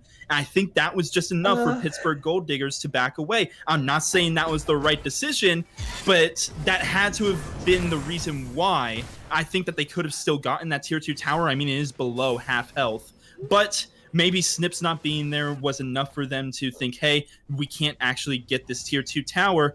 It ended up working out for them. Yeah, they lose Majin once again. The 1-7 Thoth is not having a very fun time. But the damage? You get 2 kills. Yeah, that's not a very good look for Thoth as well on the damage charts. That's rough. That's a tough one. Yes. But I'm not going to say too much, right? Because he is getting dove very hard. Right? He's not getting to play the game. Alpha is also getting dove. Watery Grave being forced out. He's trying to find some value with it. He's trying to find some time for his team to get in there. Black Banana being aggressed on by Kuzco, who's just ripping through this warrior without a problem. Typhoon hits 2. That's a lot of damage. It's going to be a reset from at least Big Black Banana, but he does have the teleport available. Oh, careful. Look at that damage. Careful. Ooh. Yeah, I mean, the Kroger man is pumping out damage. So is Kuzcode. These 2 late-game assassins are absolutely showing why the ability-based assassins are the meta right now. And Kuzcode, it could actually be caught out. Final Judgment on its way. No! Unfortunately, Kroger man leaps in, has the bat of hell to get out of hell. He will be just fine. That is a huge pick on Kuzco. They're a minute without the Susanoo on the build. That is a huge pickup for the Pittsburgh Gold Diggers. That shifts this entire game in their favor now. Momentum all in their favor. Since dashing forward, Jesus is the target here. Just needs a little bit more damage. Bosha finds his revenge, puts him down. You know that had to feel good. Now Big Black Banana and Apple Toast looking to 2v3. Nemesis is the target. Dharmic Pillars come through for the slow, and it might be enough. Great silence to stop the Kappa from coming out. The Big Black Banana is stuck, but Snips has rejoined his team, puts one down, and Bosha finds another. Your judgment is final. Your judgment is death. Back to the Fire Giants. Oh boy, okay, let's break this one down, shall we? It's the age-old, it is what we have been seeing in Game 1 and Game 2, and what I have been praising Eternal Vanguard for punishing here in Game 3, they finally commit the sin. They step up a little bit too far, one of them gets picked, and because of that, they lose the fight, they lose the objective, and they lose the gold lead. They were up nearly 9k in this game, now they are down 5k. This went from Eternal Vanguard feeling really good about the game state to them feeling about as bad as they possibly can. 6.5k gold down. It's not going to matter for a whole lot longer in terms of builds. It will solely be 3k, 5k pots, or 500 pots, I'm sorry. But man, 5k pot. Sheesh. I want a 5k. I want a 5k. Oh well, it gives you 40% cooldown, making your entire build useless. It gives you the cap on power or defense, depending on which one you get, and it just makes sure that every single ability is an instant execute, no matter their health. Oh, that seems broken. I'll just buy that instead of an item. It's perfectly balanced in high res standards. So let's look at these builds for a second here, because my eyes being caught by Zelda here, who still only has the tier 2 Doom Orb. It's that's just the Cursed Orb. What's going on there? That is very surprising. Cursed Orb is very good in the early game, as I had said in, I want to say game number 1. It feels like we've been here forever. I don't remember exactly when I said it, but I think I said it in game 1, explained why the Cursed Orb is good. It's not... Jumping in, Zelda somehow alive. Final Judgment doesn't connect, but it's done a lot of damage, and we're just looking to take down this Phoenix. It trades out Snip's life, and the Typhoon comes forward. It doesn't quite catch Apple Toast. Big Black Banana burns the ultimate for CC immunity. So 1 for Phoenix. You lost your ADC. That's a big hit there for Gold Digger's push, but they got what they came for. Yeah, both teams got what they came for. The only difference is that Eternal Vanguard wanted their Phoenix to live, but Eternal Vanguard is perfectly happy taking that EFG off of Snips, that Xbalanque having that EFG. Imagine this, Xbalanque, the Pops Darkest of Nights, they have EFG, so they don't care about backdoor protections. No one needs to step into that Phoenix. He just pops Darkest of Nights, and then he can take it down before anyone steps into that Phoenix line. It's immune. No, not with Darkest of Nights. It bypasses it. It bypasses it? Yes, it does. It doesn't work. It doesn't work with Hachi 1, and it doesn't work with Ishtar 1, but it does. Oh! Goodbye? Hello? What was that? Busha is sending out verdict after verdict. He's gonna eat one back himself as Kogerman splitting down the right side. Vanguard want to take a fight in the mid lane, but he's being pushed back in. Zeus meets his end under the tier 2 tower. Kuzco finds 2, but can he get his way back out? He's very low, but he's a slippery little snake. We've seen it time and time again, and he's gonna sneak his way right back out. Blink's almost up. Oh, he can't do it. He can't get there. Yes, he can. He does get there! What happened? Big Black Banana finally gets him, and Krogerman is bringing more minions into the Titan room. Look, it's just Shoto left to defend, and I don't know that he can do it against the Fire minions and the Krogerman himself. He's got the backup coming. Raptor, after 3 games, the Pittsburgh Gold Diggers have dug themselves a long tunnel down, but they've struck gold, and are coming back rich men with a big dub. Ladies and gentlemen, the mines are open, the picks are sharp, and the gold is plentiful. The Pittsburgh Gold Diggers pick up a very well-deserved set win here, 2-1 over the Eternal Vanguards. And let me tell you, it was not easy. This game, especially Eternal Vanguard, they were looking so good early on. They had the lead. They had the later game team, in my opinion. I had said this plenty. The Pittsburgh Gold Diggers were the team that had to get active early. The Pittsburgh Gold Diggers were the team that had to go into the late game with the lead, and they took that part of my script and shoved it right back in my face and said, "We don't need no lead."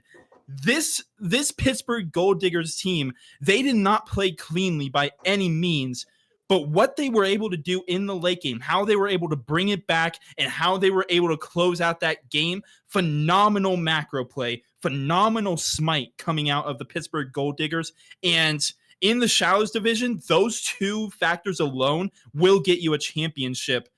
This was a fantastic showing from the Pittsburgh Gold Diggers, and you cannot leave Eternal Vanguard out of this. They need to clean up a few mistakes that they made, more specifically, one of them overstepping and every single team fight being a 5v4 in the 30 minutes where they weren't doing that in game number 3. They were actually winning the game.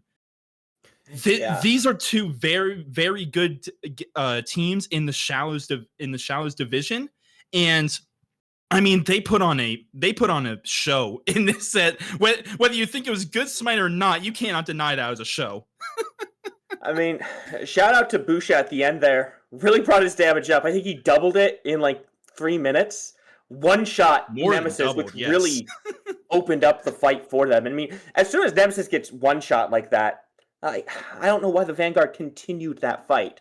It was a 4v4, sure, but it was just too greedy, and they suffered too much for it.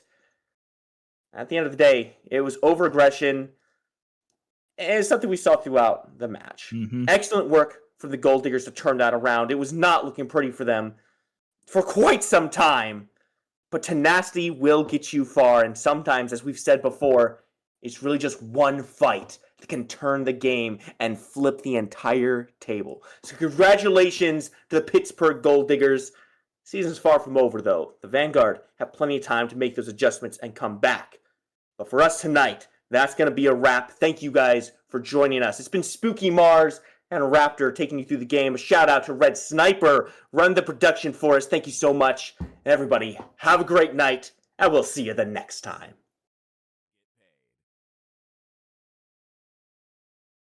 Ready, set, on the go. Ripple Kids play.